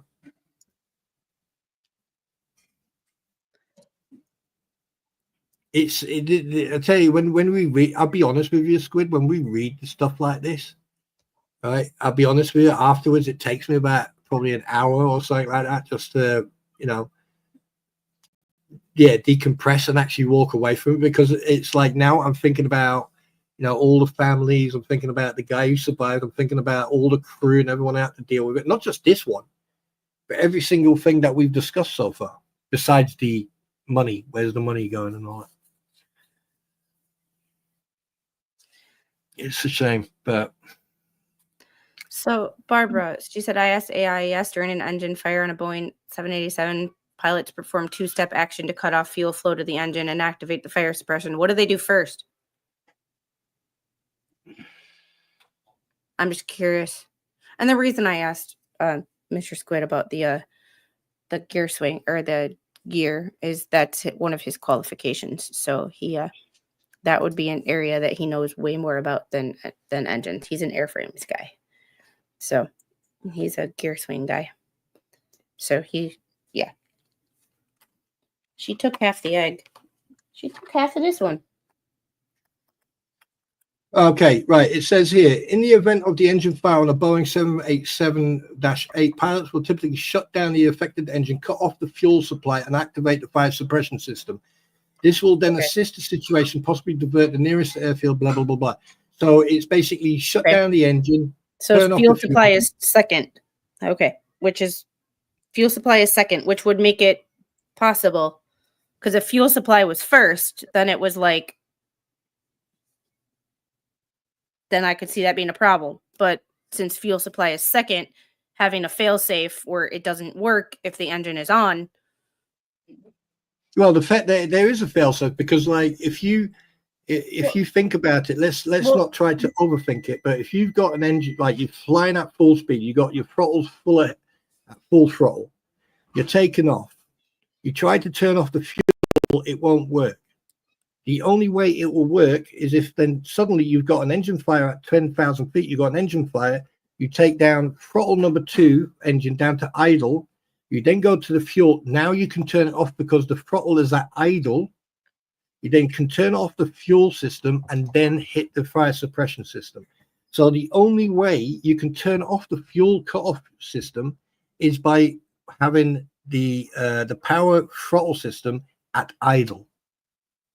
So his two-step As process. soon as you put power on, so the two-step process involves 1, moving the engine fuel control switch to cutoff position. This action physically stops the flow of fuel to the engine, effectively shutting it down.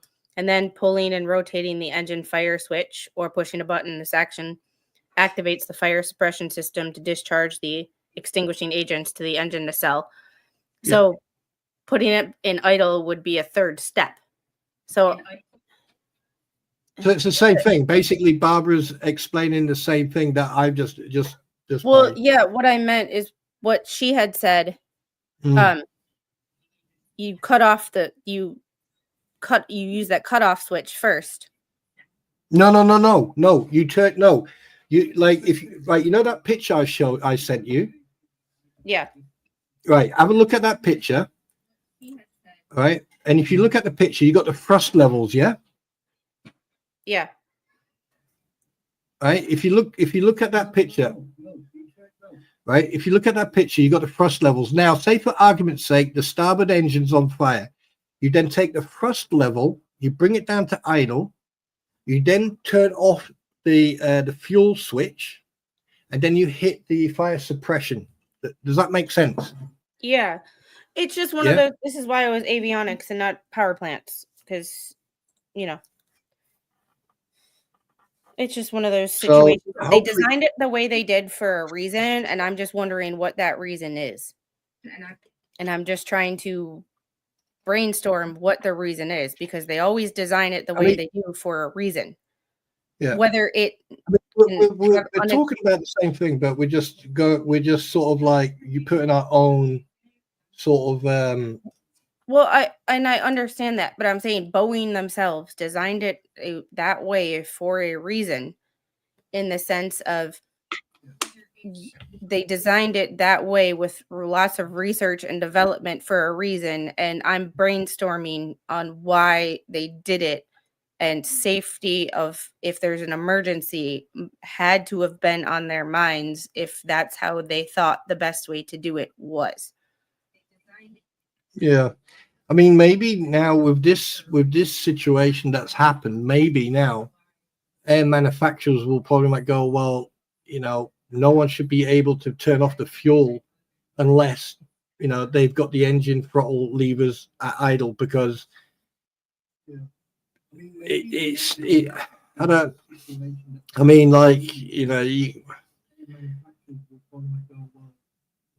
it's very easy to sit here and say, yeah, this is the best way. This is what you should do. This is do this, do that, do this.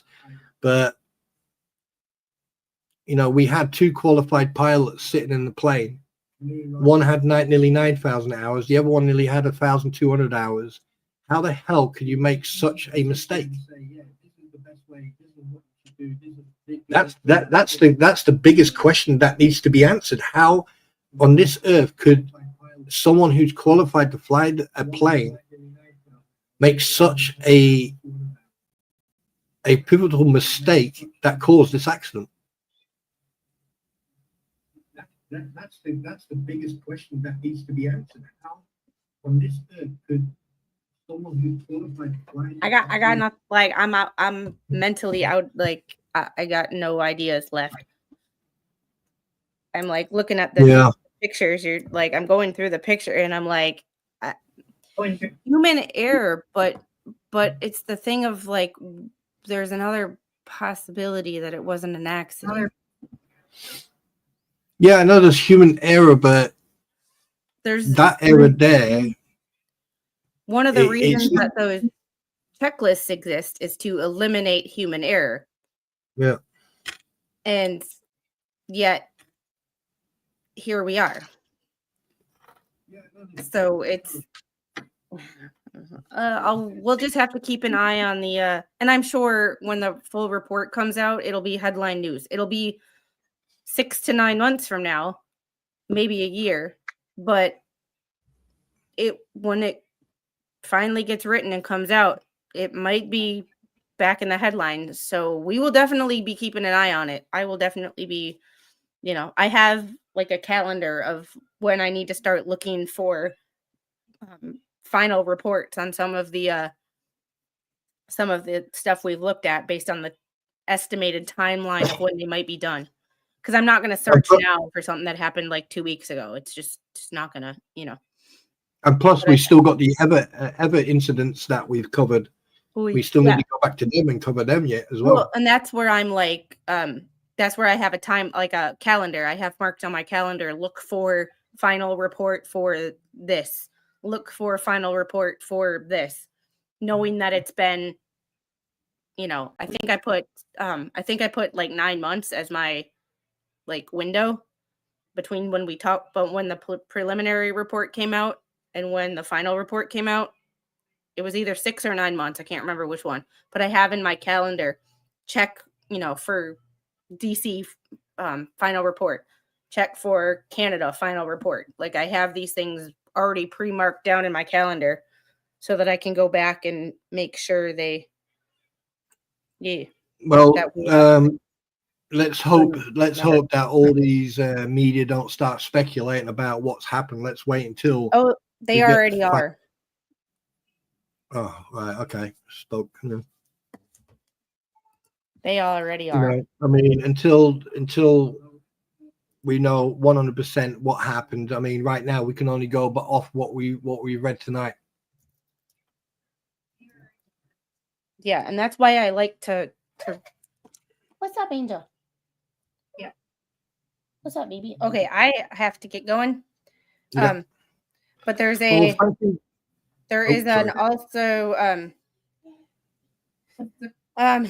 there's a New York Post article from 2 days ago.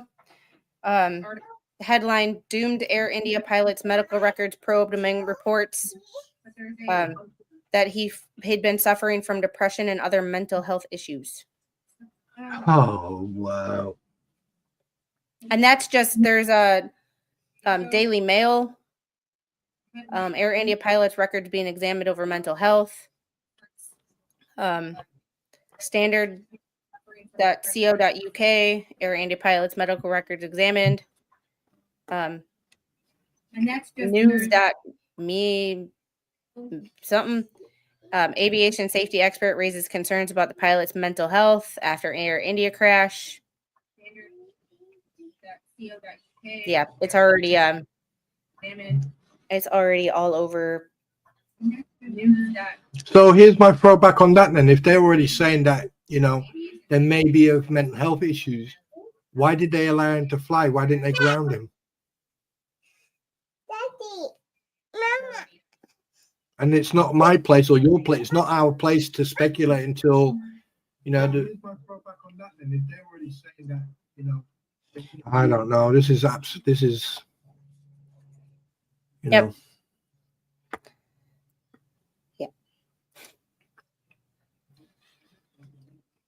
Yeah. But all I can say is tonight was a fantastic night. Yeah. Thanks for coming on and talking about it. Try not to be depressed for the rest of the night, shall we? No, but I think at least tonight we didn't postpone it again, like we've done the last 3 times. Yeah. Anyway, on that note, guys, thanks for the 24 of you guys who are still hanging out and talking about this with us. I know it's not an easy subject to talk about, but once again, I feel like it's an important thing that needs to be discussed. And yeah. And I just want to send out much love to everybody. Thanks very much for supporting Squid, Jeffrey, and everyone else. Much love. And again, thank you very much for your hospitality, Squid. No problem. Thanks for allowing me to Thanks for actually getting to this stream, because usually when you come on my other ones, we especially when you come on near the end, we usually derail and have to like Hey, don't blame me. I don't derail things. Well,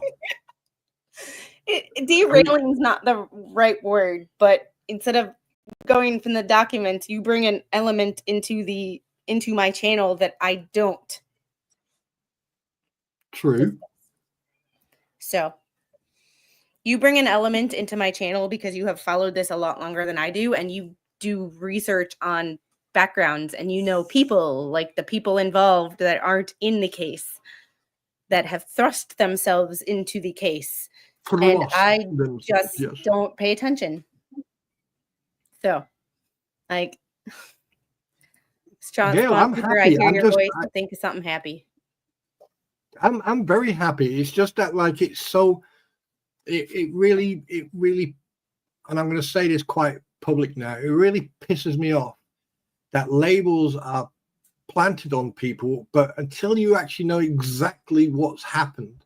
Yes, he turned whoever turned the fuel off and then turned it back on, right? If it would have been anything untoward, they wouldn't have turned it on and back on. So until the full report comes out, until the full proper report comes out, I am not going to speculate, because I'm already sick and tired of people using labels of it. Angel, it has to charge. You killed it 3 times today. Her dad plugged it in and she unplugged it, and she's mad now. So I really have to go. But on that note, it's been enlightening as usual. Mm-hmm. Yeah, although a heavy topic. Yes, and on these streams we never forget that although it is interesting to talk about what went wrong, what the report says, look at and dissect things, that 260 people ish, maybe more, did lose their life, and at least 67 were injured. So we do, in these things, when we talk about these reports and these accidents, we do always tread through the waters knowing that people did not make it. And we talk about it while being respectful of the fact that there was a huge loss of life. So, yep. And let me also add to that. There's one survivor, and obviously the injured people. There's going to be a lot of people affected psychologically by this, like by any type of incident like this. May it be with a plane, a train, a car, a boat.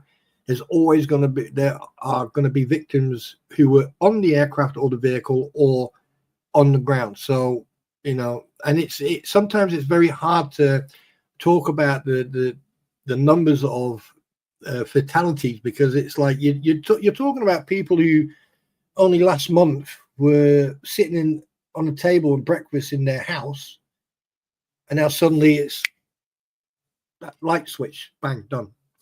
So I hope people understand that. Life is precious. Yeah. And on that note, remember, life is precious. Tell the people in your life that you love them, because tomorrow is not promised for any of us, even though we think it is. We are fragile. We are a fragile species. Mm-hmm. And hey, Selena, you're here just in time for us to say goodbye. Yes, and I was gonna scream yeet. Well, I'll do that in a minute. Yeah, you're gonna yeet us all out of here. Yes, and all I can say is, remember, a smile a day keeps weird people away, and also being happy and laughing takes less energy than smirking and being angry. That does. Being angry, hate only corrodes the container it's stored in. Yeah. So hold on, before you yeet us. I'm not yeeting anybody. Wait, well, before you yeet, I'm gonna see where we can yeet people too. So we're gonna see where we can yeet people too.